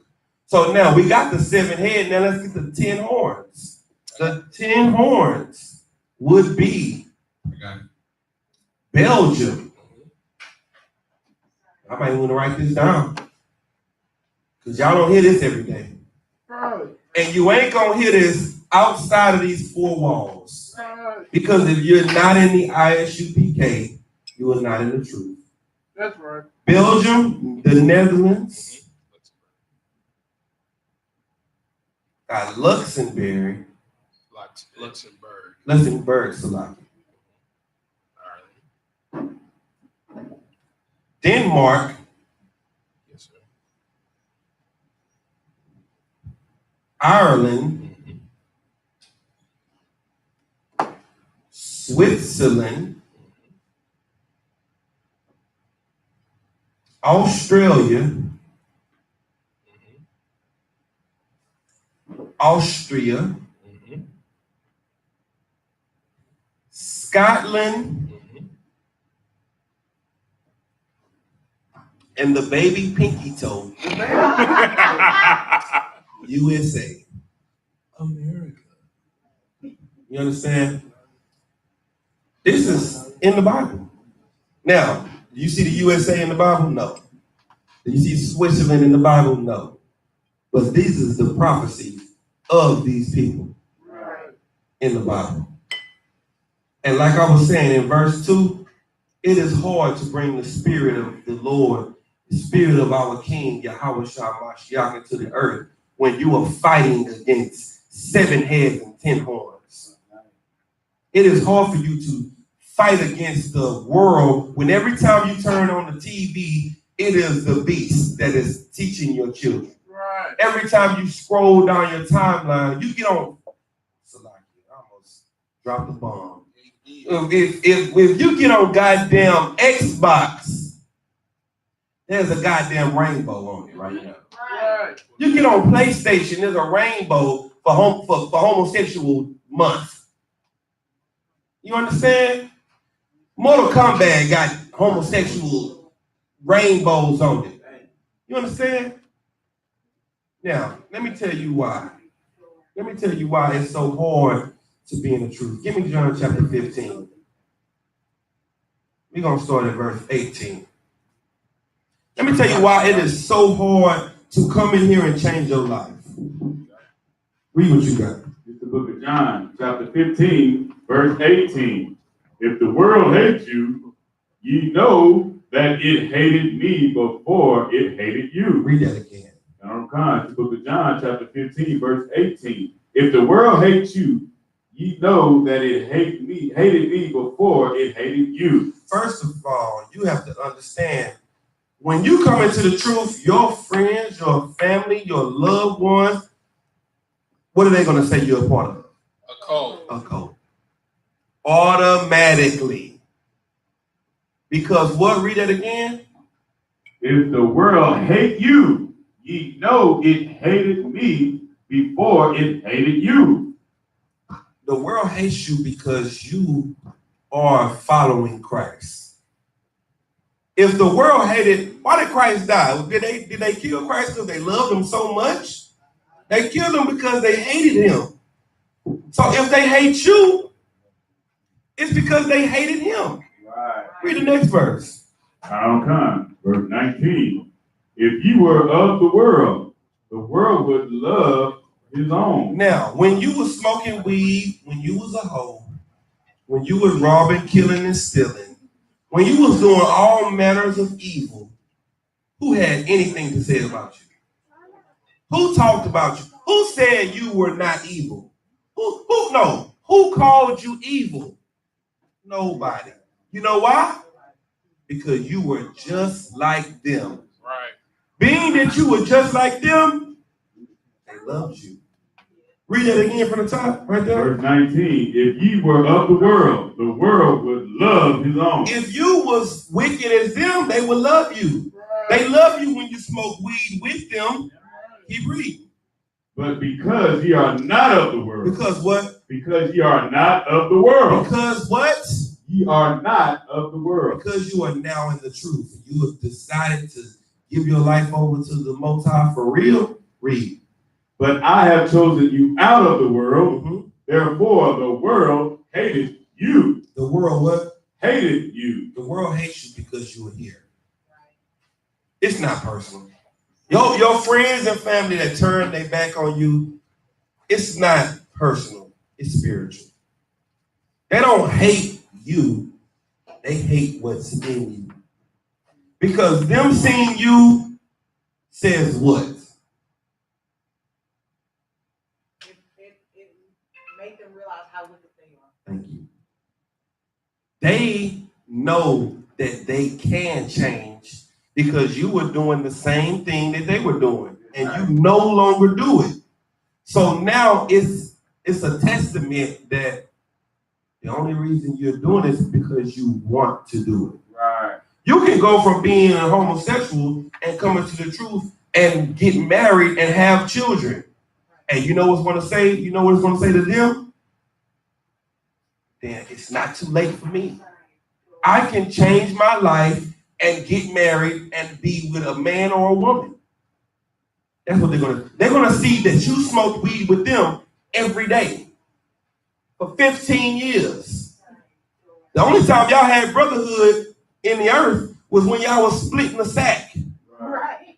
You understand? When you show them that you can go from splitting the sack with them to now following the Lord's laws and keeping his commandments, you know what's going to show them? I can do the same thing too. And they don't want you to be an example from them. What you are doing by coming into the truth is letting them know that the reason they haven't changed is because they don't want to change. Right. Go ahead, Dinah. Yes. I was looking at Go ahead. 19, Uh-huh. where it said, if ye were of the world will love his own. Correct. And as the bigger picture, the world, they call themselves Christians, no matter what sect they're under, celebrate Christmas and all those holidays. The majority of the world does celebrate that. They observe those things. So this is a telltale sign that we should not be a part of that world. We should be what? One word. Give me the biblical word. Holy. We should be holy. See, Christians think holy is running around the church, doing a lap around the church and falling out in the front. That's holy in the church. Holy to the Lord is to be separate, set apart, not joined with everyone else. So you are absolutely correct. Go ahead. So like if I may, real quick too, homosexuality, they will see that you weren't, God didn't make them gay, or they were born gay. They get to the truth. Right. See, what Black Hispanics have to understand is how demons work. A demon's job is to do what? What'd you say? Manipulate? That's that's okay. That's close. Go ahead. To do what? To kill you. So a demon job, this is what a demon gonna do. We're gonna smoke with cigarettes. You know what I'm saying? We're gonna smoke a little something. Then we're gonna upgrade. We're gonna hit this weed. We're smoking this weed. No, we're gonna upgrade a little bit. We're gonna smoke these blacks. Right. You know what I'm saying? Gotta get them blacks, the wood tips. You know what I'm saying? Right. Now we finna get on the weed. Now we smoking the weed. Then what's next? The weed ain't, we just regular weed. I'm gonna give me some drum. Now you smoking drum. Then what's the next thing you're gonna do? Then you're gonna smoke some crack. Now you're gonna go up to K2. Then you're gonna smoke crack. Then you're gonna start smoking dip. Then you're gonna do heroin. Then you know what you're gonna do after that? Go ahead. No, but not yet. Now we ain't blowing raw yet. This is what you're gonna do. You gonna mix. You gonna have a dro blunt that's dipped. You gonna have some dro blunt with K2 in it, with some tobacco dipped in some wet. Right. You see how the demon is like, this nigga strong. So I'm gonna step it up a notch. Then after that, he gonna just utterly destroy you and just have you out there blowing raw for cigarettes, K2, weed, and Black Miles and all of that. You understand? What happened to the demons when the Lord, when Christ cast them out of that man? What happened? Where did they go? To the pig. They went to what? To the pig. They went to the chickens. Pig. Well, I thought it was turkeys. To the swine. Why do they go into pigs? Pigs are unclean. That's why we call police pigs. But that's another side. That's another topic. Get a Lord a hand for niggas. You understand? But yes, they went into the pig because pigs are unclean. And what did they do right after that? They ran and jumped over a cliff to kill themselves, not to make life hard, not to manipulate, to kill them. You know why? Because demons want rank raises too. Right. Demons trying to be camp leaders too. Demons trying to be generals too. Right. Demons are trying to show the Lord, Salakia, sir, look at me though. I complete orders. You call him the word, I want to be called the second word. Right. Whatever I got to do to be looked at as if I'm somebody special in your eyes, I'm going to do it to the max. Go ahead. And their favorite host is strong Black women. Sister, I need to listen to that because that brother just brought out some facts. Right. Demons' favorite hosts are who? Strong Black women. Why is that? Because first of all, that's not the spirit. Let me tell you, this is how demons work. Demons try to stop you before you ever get to where you need to be. Demons make sure you are raped and molested before you get out of elementary. So that you can either turn away from the Lord and never turn to him, or that you're going to either turn to the Lord or turn from him. Right. Read the next verse. Where were we at? Keep reading. Verse 19. Because ye are not of the world, but I have chosen you out of the world, therefore the world hated you. You hear that? The Lord chose you out of the world. But since you are not of the world, they hate you. They hate you the same way they hated Christ. Right. Read. Verse 20. Remember the word that I said unto you. Mm-hmm. The servant is not greater than his Lord. Now, do you hear what it's saying? How do you expect to get a better treatment than Christ got? If Christ is your Lord, Christ died for living this life. Then what do you expect to happen to you? What do you expect to happen to you? Right. Huh? Yeah. You got to go through persecution too.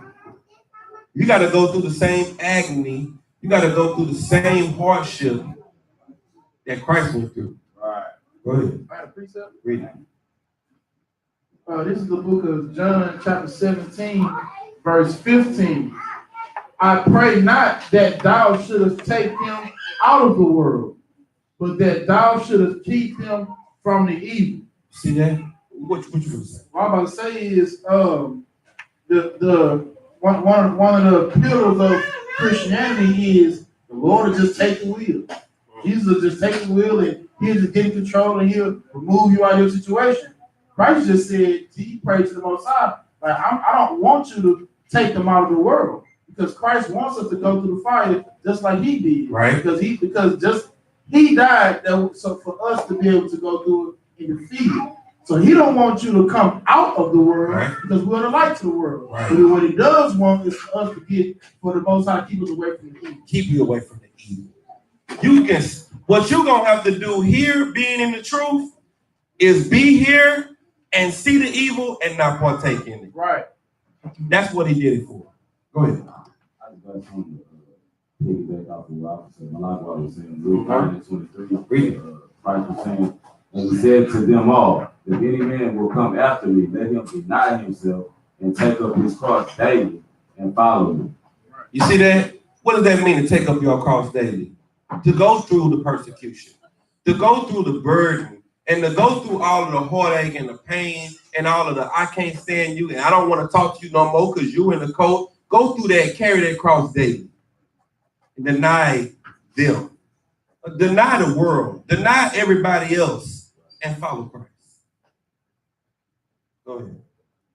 What you're saying is so heavy, and it's so on point with what the sister asked earlier on the context about the relationship between the Most High, Christ, and Satan. When you go to I think it's Job in the first chapter, when the Most High calls all the angels and Satan shows up, he actually checks Satan because he ain't doing a good job. Right. Like the Lord wants Satan to weed out the wheat. That's why we go into, I think it's in Corinthians, I believe, when it talks about who will not inherit the kingdom. And it says somebody that's effeminate. It didn't say a man that was just straight up being a woman. A man that's being too soft won't inherit the kingdom. That's right. And Satan's job is to weed out every man, every weak man, and every weak sister. So you can't get this kingdom. That is right. Because what Satan sees is the reward that the Most High has for you. Satan sees what the Lord wants to give you. The Lord got this over here prepared for you. He's looking at it like, this thing, 4 chariots, superpower, candy paint. Right. You know what I'm saying? Gotta be candy paint. The ostrich seats. You know what I'm saying? And he's looking at it like, that nigga don't deserve that. Right. That nigga is weak. Right. And you know what, Lord? Let me take his job. Let me take his wife. Let me take his mom and his daddy from him. And I bet you I can get him to leave you and curse you to your face. And if I could, sir, that's when that weak brother who feels like, I can't take this anymore, this is too much for me to bear, he goes back to smoking weed. Because in his mind, weed helps him get through it. Right. Somebody asked a question online, said, what's the difference between drinking and smoking? Go ahead. Drinking is lawful, right? Smoking is unlawful. Shalom. I mean, it ain't that hard, right? But we're gonna give them a scripture. Give me Deuteronomy. No, look up strong drink in the Bible. I love this scripture. Boy, I love this. When people always talk about y'all be in class drinking and you know that ain't right. And cussing and all that. First of all, is there any laws in America against saying shit or damn? Is that a crime? Guess what? Ain't no laws in the Bible that say nothing against shit or damn either. What you got? You got a strong drink? It's in Deuteronomy? That's the one. It's the book of Deuteronomy, chapter 29, verse 6. Now, I don't know if that's it. Now, it should say wine and strong drink. Okay, let me see. You have not eaten bread. No, that ain't it. Read that one. This is also the book of Deuteronomy. Chapter 14, verse 26. That's the one. And thou shalt bestow that money for whatsoever. Wait. What money is it talking about? What money is it talking about? Now, people are always talking about drinking and all that. What money? This is talking about your tithes money. What's left over after you pay your tithes. Now the money you got left over is telling you what you can do with your tithe money, with the rest after your tithe money. Read. And thou shalt bestow that money for whatsoever thy soul lusted after. Whatever you want to spend it on. What is it telling you that you can spend it on? You can eat it. You get you some oxtails. Or for sheep. You can get you some lamb. Or for wine. You can get you some Manischewitz. Or for strong drink. Or you can go get you some scotch. That's what the Bible says. Get a Lord a hand. You know what I'm saying? It's like my daddy want to close the class out. You understand? Because this is not a religion. Right. This is our culture. This is our nationality. You can't convert into being an Israelite. A white man can't come here and say, man, I believe everything you guys are saying. I want to be down. No, nigga, you is in heaven. You in heaven. This is your kingdom. Go and enjoy heaven. Because when we get heaven, we're going to enjoy it. We're going to enjoy seeing you paving our streets with gold. Right. We're going to enjoy whooping your backs for the crimes that your ancestors have committed against our people. We're going to enjoy it all. You understand? Is that it? Go back to John chapter 15. What verse did you start with? 19, sir. All right, go ahead, 20. What time is it? Let me see. We right at it. Oh, we good. We 1:30. Let's go. This is the book of John, chapter 15, verse 20. The servant is not greater than his Lord. Mm-hmm. If they have persecuted me, they will also persecute you. You no different than Christ. If they don't like you, then don't think that they are going. If they don't like Christ, don't think they're gonna like you. Right. If they kill Christ, then just know that they want to kill you. Right. Know that. Coming in here ain't easy. Coming in here ain't, it ain't a walk in the park, but it's worth it. It's worth it because now you understand why Christ said, "Who is my mother and who is my brother?"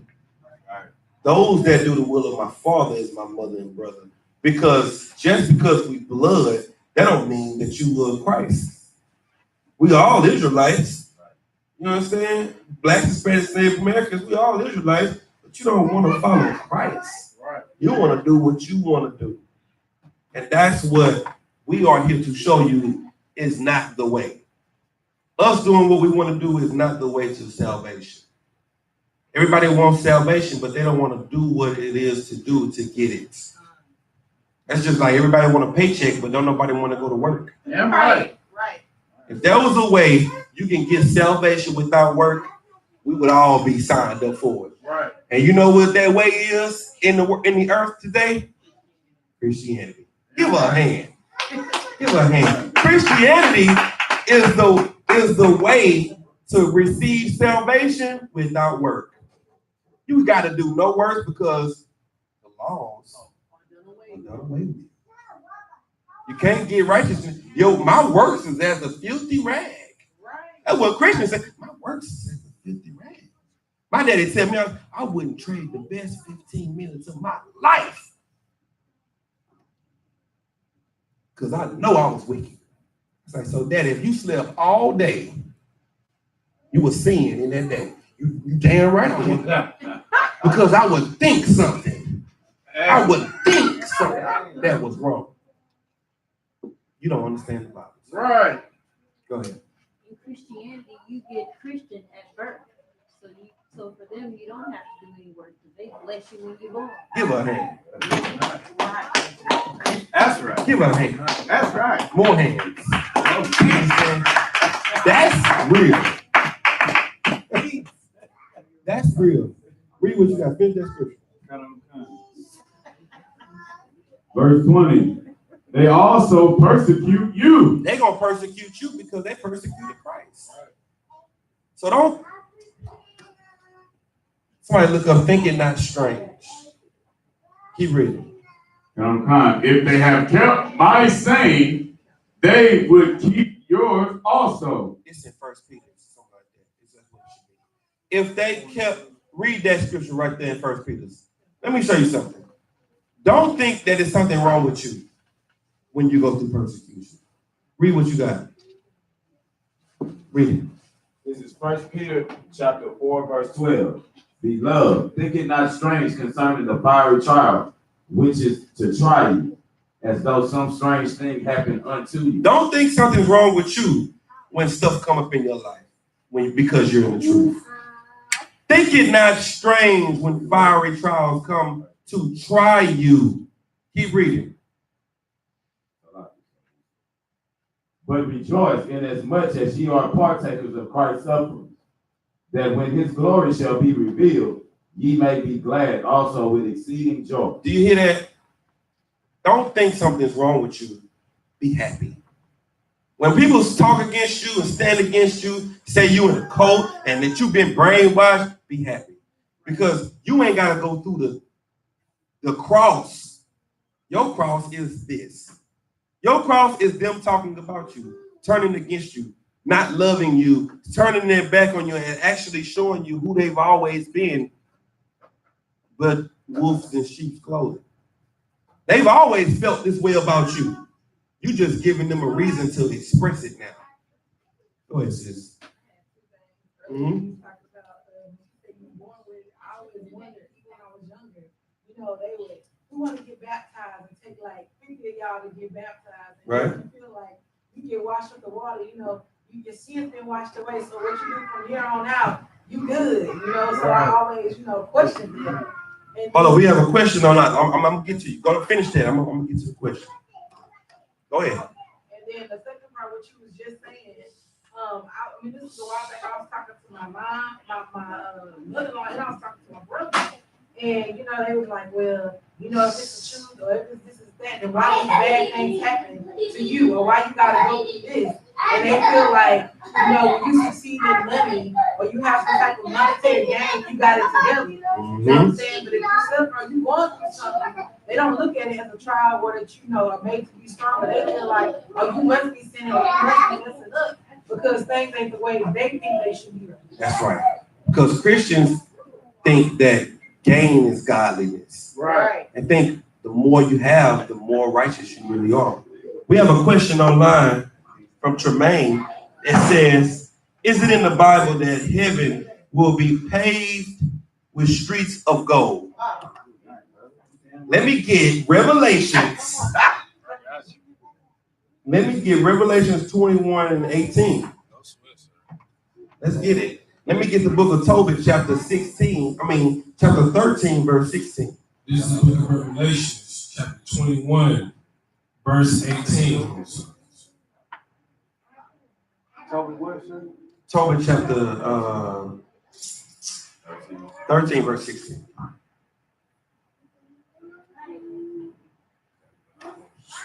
Don't sweat. Take your time.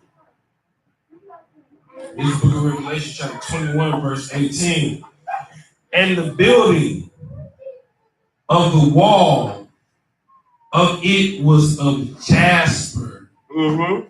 and the city was pure gold. Wait, what was the city looking like? Pure gold. Pure gold. You can't tell me that this is white people's kingdom. This ain't a kingdom for everybody. This is kingdom for white people right here. And what is it made out of? Stone. Bricks. Right. Because where they come from? The caves. They come from bricks. So their kingdom would be a bunch of different brick places. What do you have in your teeth, in your ears? Gold. What are the things that's flashy to you? Gold. So what are your streets gonna look like? Gold. You understand? Keep reading. And if I could say, in the white man's kingdom, they use glass cladding that is CS3.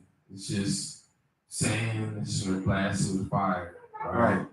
But in this scripture that she called for, sir, all right, it says, and the buildings of the wall of the building, right, were as jasper, which is a crystal. That's a crystal. That's a crystal. Right. The walls of the building were crystal. That is.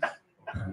All right. Then it says the city was pure gold. Pure. All right. Not straight drop gold. Straight drop. You know what I'm saying? It ain't stepped on. It's just pure gold. If I can get clarification of gold, You may. all right. It says like unto clear glass. Mm-hmm. So you have jasper as walls of the building. You have gold, which was the glass of the building. Right. So it'll be what house?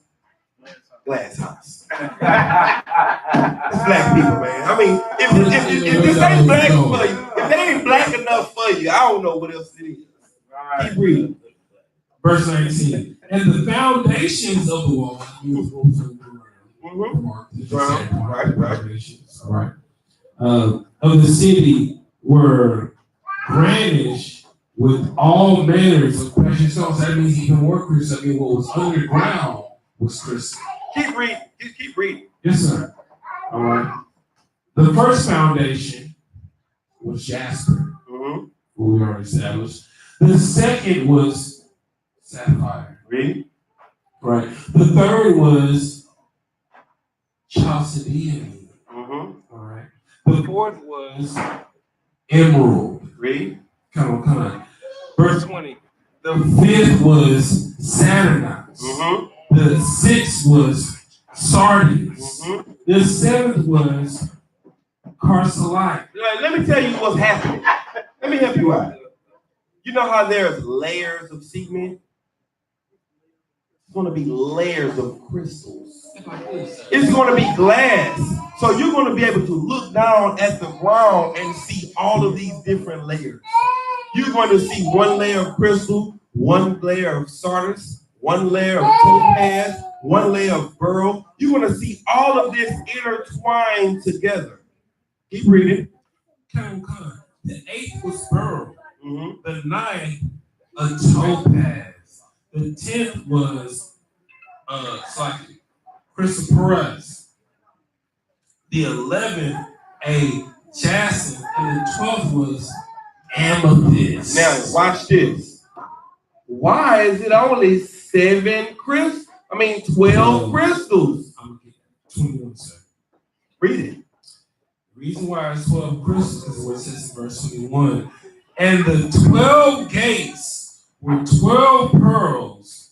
Every several gates was as of one pearl, and the streets of the city was pure gold. Pure what? Pure gold. The streets was what? Pure gold. The city was pure gold. That's it. That's the and Bible. transparent as glass. It was going to be transparent because it's glass house. Right. Read Tobit. The book of Tobit in the Apocrypha, chapter 13, verse 16. For Jerusalem shall be built up with sapphires and emeralds. Read. And precious stones. Thy walls and towers and battlements with pure gold. Wait, with what? With pure gold. You can't tell me this ain't for black people, man. Hispanics and Native Americans. Keep reading. Verse 17. And the streets of Jerusalem shall be paved with beryl and carbuncle and stones of Ophir. Read. Verse 18. And all her streets shall say, Hallelujah. What is the streets going to say? Hallelujah. The streets going to say what? Hallelujah. Not only is we going to have gold streets, the streets going to be glorifying the Lord, saying hallelujah. What else they going to say?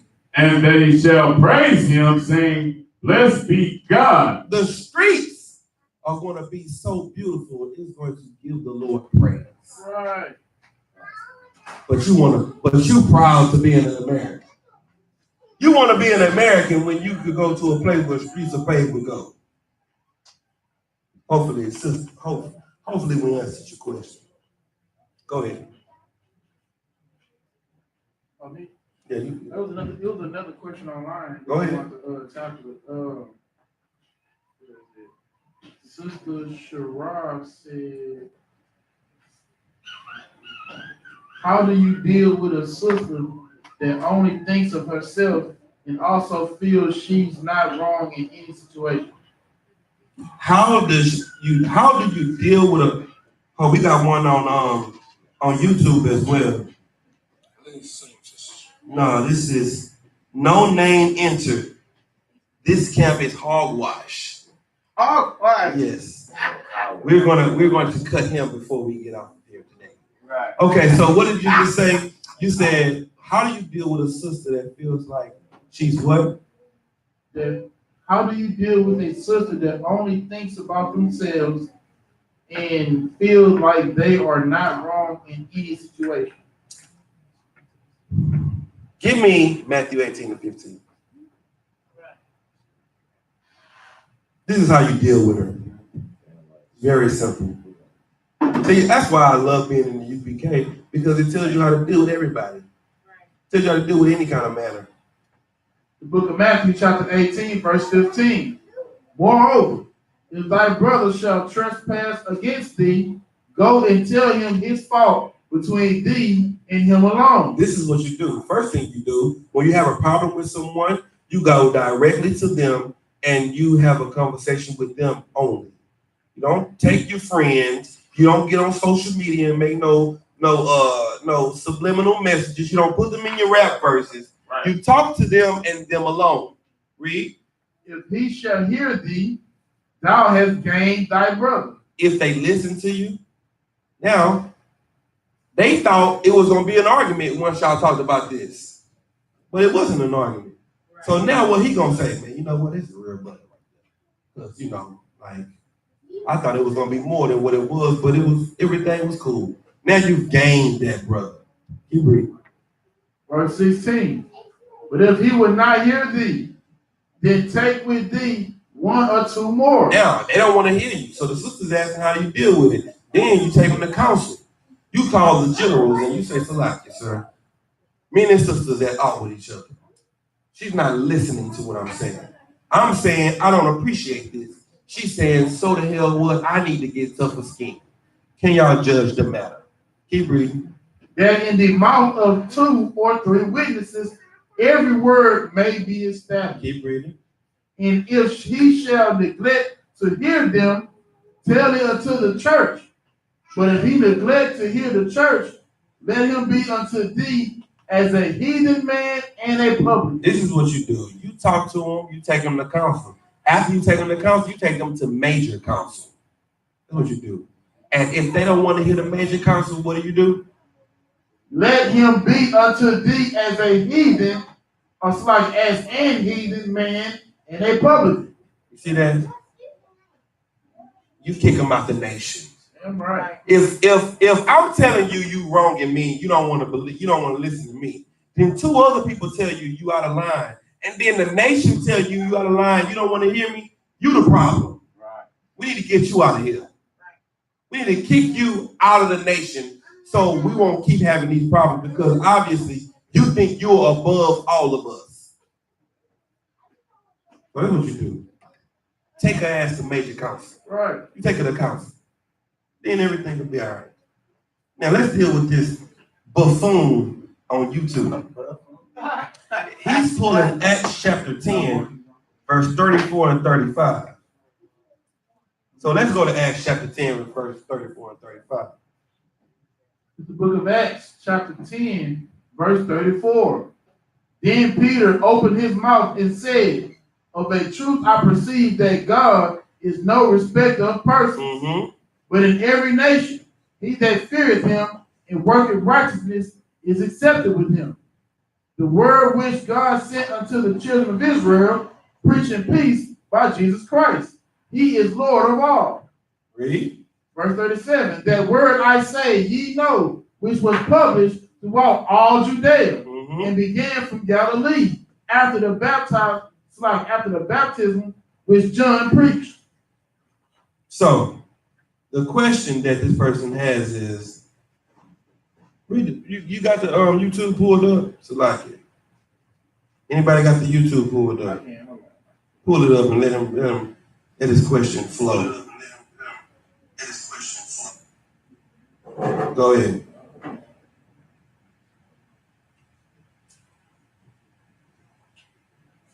He said a lot. That's cool. You start with the first question. Well, he got scriptures. He don't have a question. Right. So he's pulling the scripture talking about what? It's looking like it's trying to save white people. Okay. But he don't actually have a quite just precepts that he posted. So he hasn't really said like any real question. He just posted scriptures out of context. All right, give me Leviticus chapter 19, verse 15. Let's find out why it says that thou should have no respect as a person. Because when people hear that thou should have no respect as a person, that means to them what? You should accept all nations. You gotta love everybody. All right. So 19 and what? 19 and 15. Now, this is the book of Leviticus, chapter 19, verse 15. Ye shall do no unrighteousness in judgment, Thou shalt not respect the person of the poor. Do you hear that? No respect of the person is talking about you not respecting the rich over the poor. Read.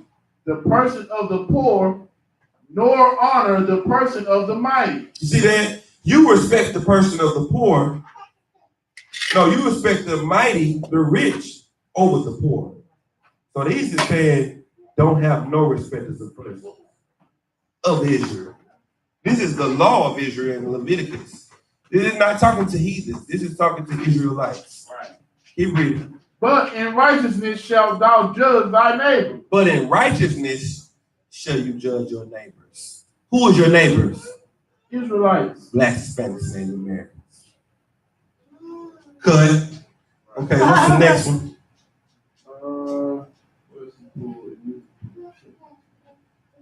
He pulled 1 John 2:2. You want to go to him like the scriptures he put him? He's not answering any questions. Salakia. Here it is.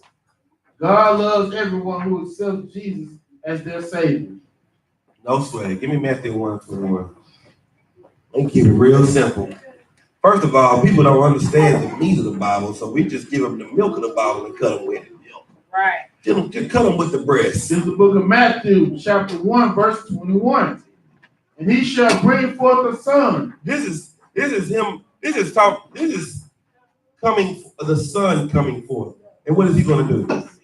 And thou shalt call his name Jesus. And he's going to call his name Jesus. Read. For he shall save his people. All people. His people. Most people. His people. Whoever believe. His people. Whoever believe of his people is the one that he's going to save from what? From their sins. That's it. Shalom. With that, give me back the scripture that we were pulling in John. That's right.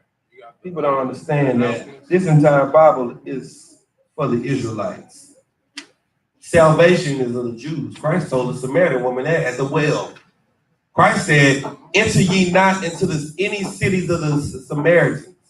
Rather go into the lost sheep of the house of Israel.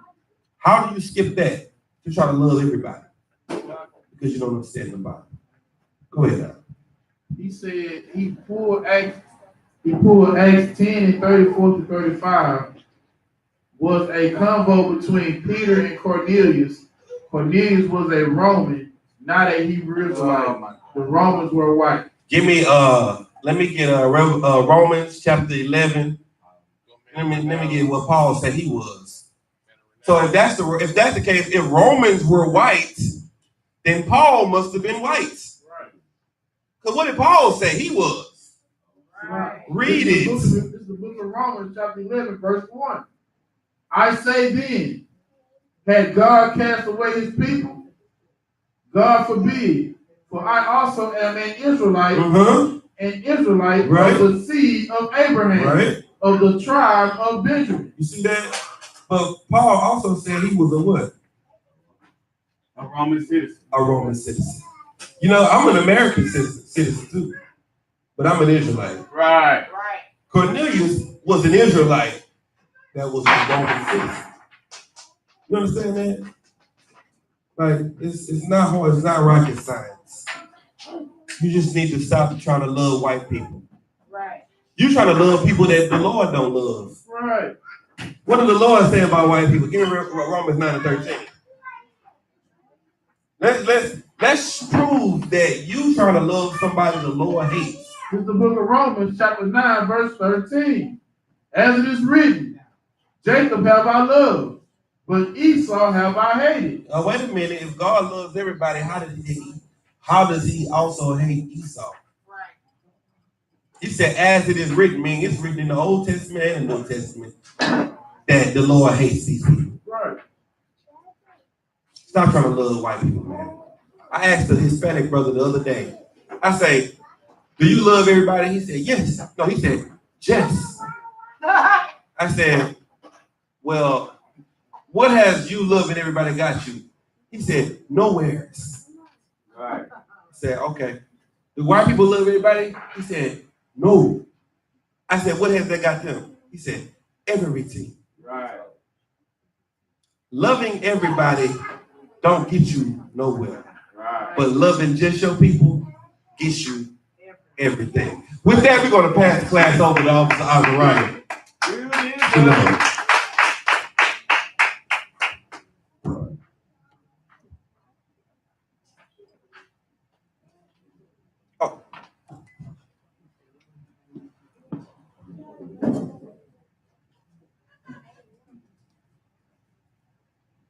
We are the I.S.U.P.K, started out of 1 West 125th Street, Harlem, New York. Rules for new brothers and sisters. When a new brother or sister comes into the school, they are off limits for 6 months. They are to be saluted only. Hold up. Let me get this. I don't want him to feel like we running from him, because we ain't running from no goddamn body.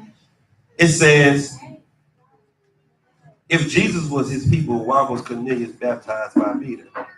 Let me help you out with that. Why was Cornelius baptized by Peter? When did Christ go to the Gentiles?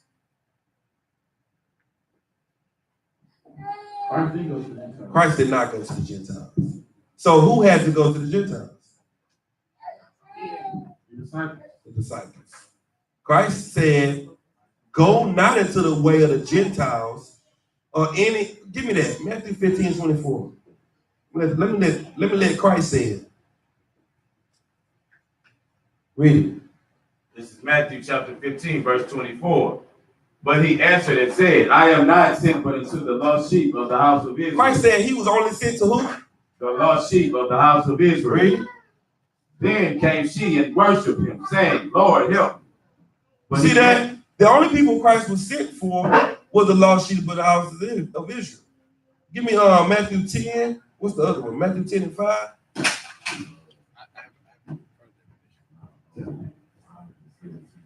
Which one is the one I'm looking for?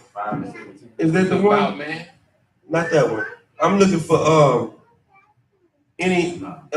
go not into the way of the Gentiles. That's what I'm looking for.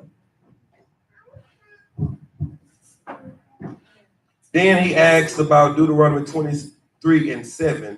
So give me what we just went to, Ecclesiasticus 38 and 4. 10 and 5. Matthew 10 and 5. That's what I'm looking for. This is Matthew chapter 10, verse 5. These 12 Jesus sent forth and commanded them, saying. Wait a minute. So Christ sent forth the 12, which is the disciples, and he commanded them, saying what? Go not into the way of the Gentiles. Don't go where the white people and the Arabs and the East Indians were. Read. And into any city of the Samaritans enter ye not. Don't go where the Africans were. Read. But go rather unto the lost sheep of the house of Israel. But I would rather you go into the lost sheep. So who were the people the disciples were teaching? Israelites that were lost. Israelites that were following the customs of the other nations. Now give me Acts 11 and 19. I think that's the one I need. 11 and 19. This is Acts chapter 11, verse 19. Now they which were scattered abroad upon the persecution that arose about Stephen traveled as far as Phoenix and Cyprus and Antioch, preaching the word to none but the Jews. Salakia, preaching the word to none but unto the Jews only. He was teaching the word to everybody. But unto the Jews only. So you know what he was doing? Stephen was doing the same thing Peter and all the apostles was doing. They were saying the same thing that we say in the Israelite School of Universal Practical Knowledge. Hey, Salakia, what's your father's nationality? We are preaching the word to only but the Jews, the children of Israel. That's what the apostles did. This ain't for everybody. Christ died for Israel. Go ahead. No sweat. So in the scripture that he's pulling, right? The first part of the scripture describing Cornelius is about man, right? When you go into Hebrew and you pull the word piety, you pull the word about man. First scripture is the word pious, right? The description of the word pious is described in Hebrew is a family of God-fearing, spiritual, religious, prayerful, holy, godly, saintly. You know what I'm saying? Dedication and reverent and dutiful and righteous, autonomously for Israelites.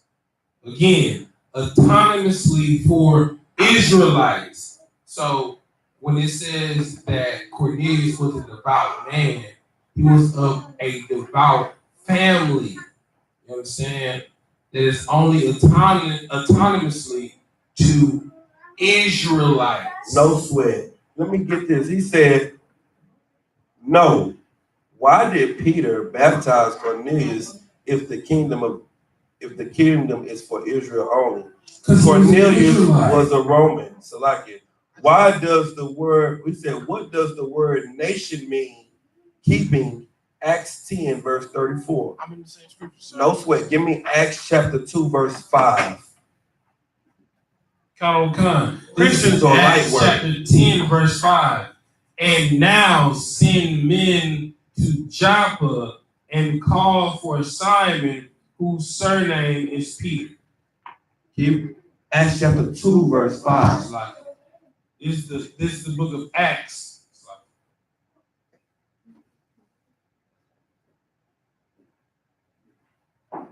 This is the book of Acts, chapter 2, verse 5. And there were dwelling in Jerusalem Jews. Wait, who was dwelling in Jerusalem? Jews. Read. Devout men. Like he just said. Devout men out of every nation under heaven. Who were the people out of every nation? Devout men. The Jews were devout men out of every nation. Under heaven. Read. Now, when this was noised abroad, the multitude came together and were confounded because that every man heard them speak in his own language. Who was the every man? The Jews. Drop down to verse 9. Verse 9.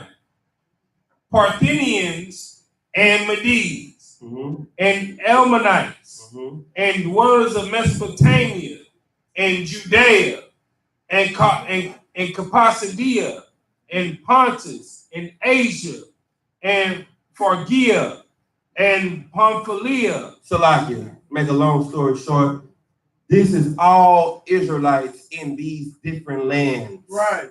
Now give me 1 Peter 1:1 and James 1:1. And with that, we're going to pass the class over. You said you wanted 1 Peter 1:1 and James 1:1. 1 Peter 1:1.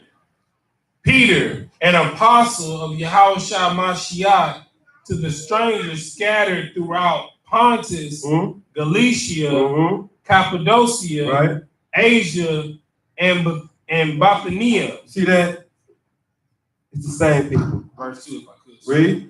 Elect according to the foreknowledge of God the Father through sanctification of the Spirit unto the obedience and sprinkling of the blood of Yahawashi, the grace unto you and peace by multiply. It's all for the Israelites. Give me the other scripture I pulled.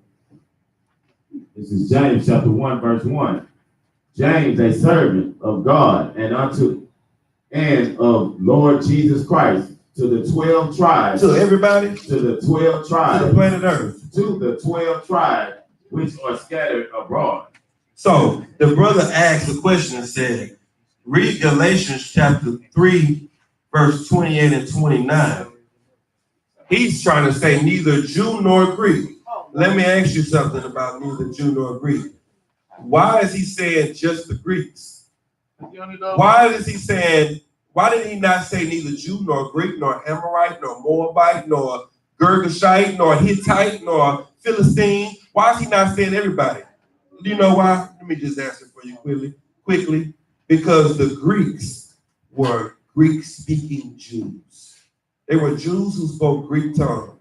They were those of the dispersion. They were the people who were scattered abroad, who start living the customs of the other nations. With that, we're going to pass the class over to priest and officer Isaac Ryan. Right. We are the I.S.U.P.K, started out of 1 West 125th Street in Harlem, New York. New rules for new brothers and sisters. When a new brother or sister comes into the school, they are off limits for 6 months. They are to be saluted only. They are here to share themselves of the world. If they need transportation, the teacher will arrange it. After 6 months, if a brother or sister has interest in a particular person, he or she must get permission from the heads to speak to the brother or sister. There is another 6 months in which the brother or sister will court each other. After 6 month period, the brother and sister will get permission from the heads to marry. Tithes, which is the commandment. Numbers 18 to 21, Malachi 3 and 8 through 10. Means 10 in the Hebrew. Mayashua. 10% of every penny of any increase the Lord give to the Treasury Department or the teachers. Priest fund. Free will offering for priests, not mandatory. Whatsoever amount you will like. Upcoming holy convocation.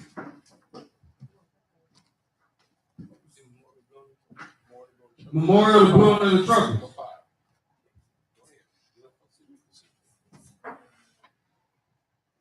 First day of the 7th month, Saturday, September 28th, Leviticus 23, verse 24 through 25.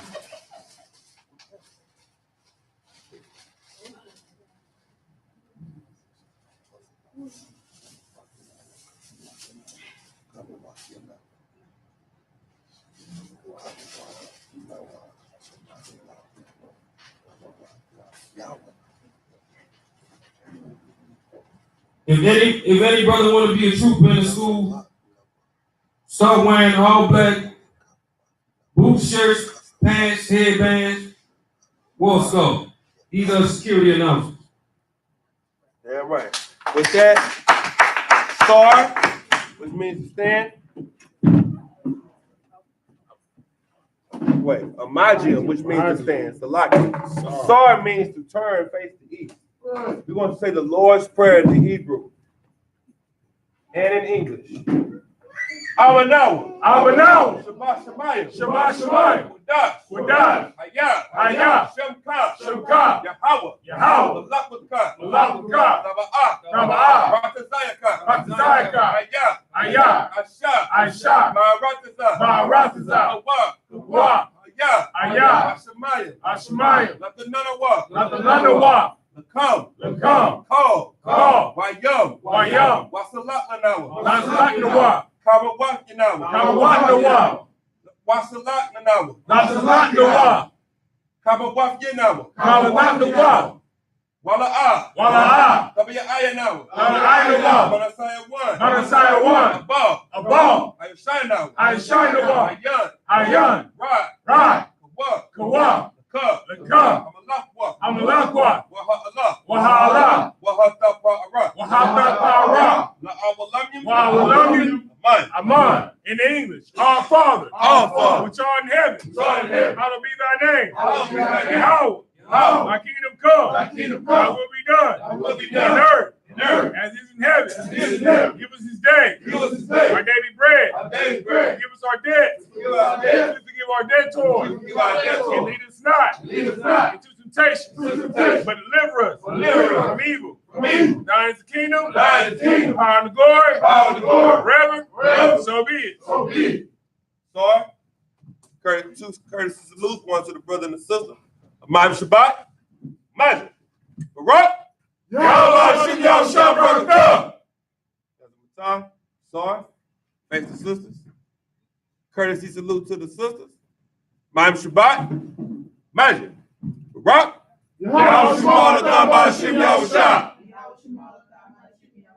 Yazamata. Dismiss. That's right. That's right. Real quick.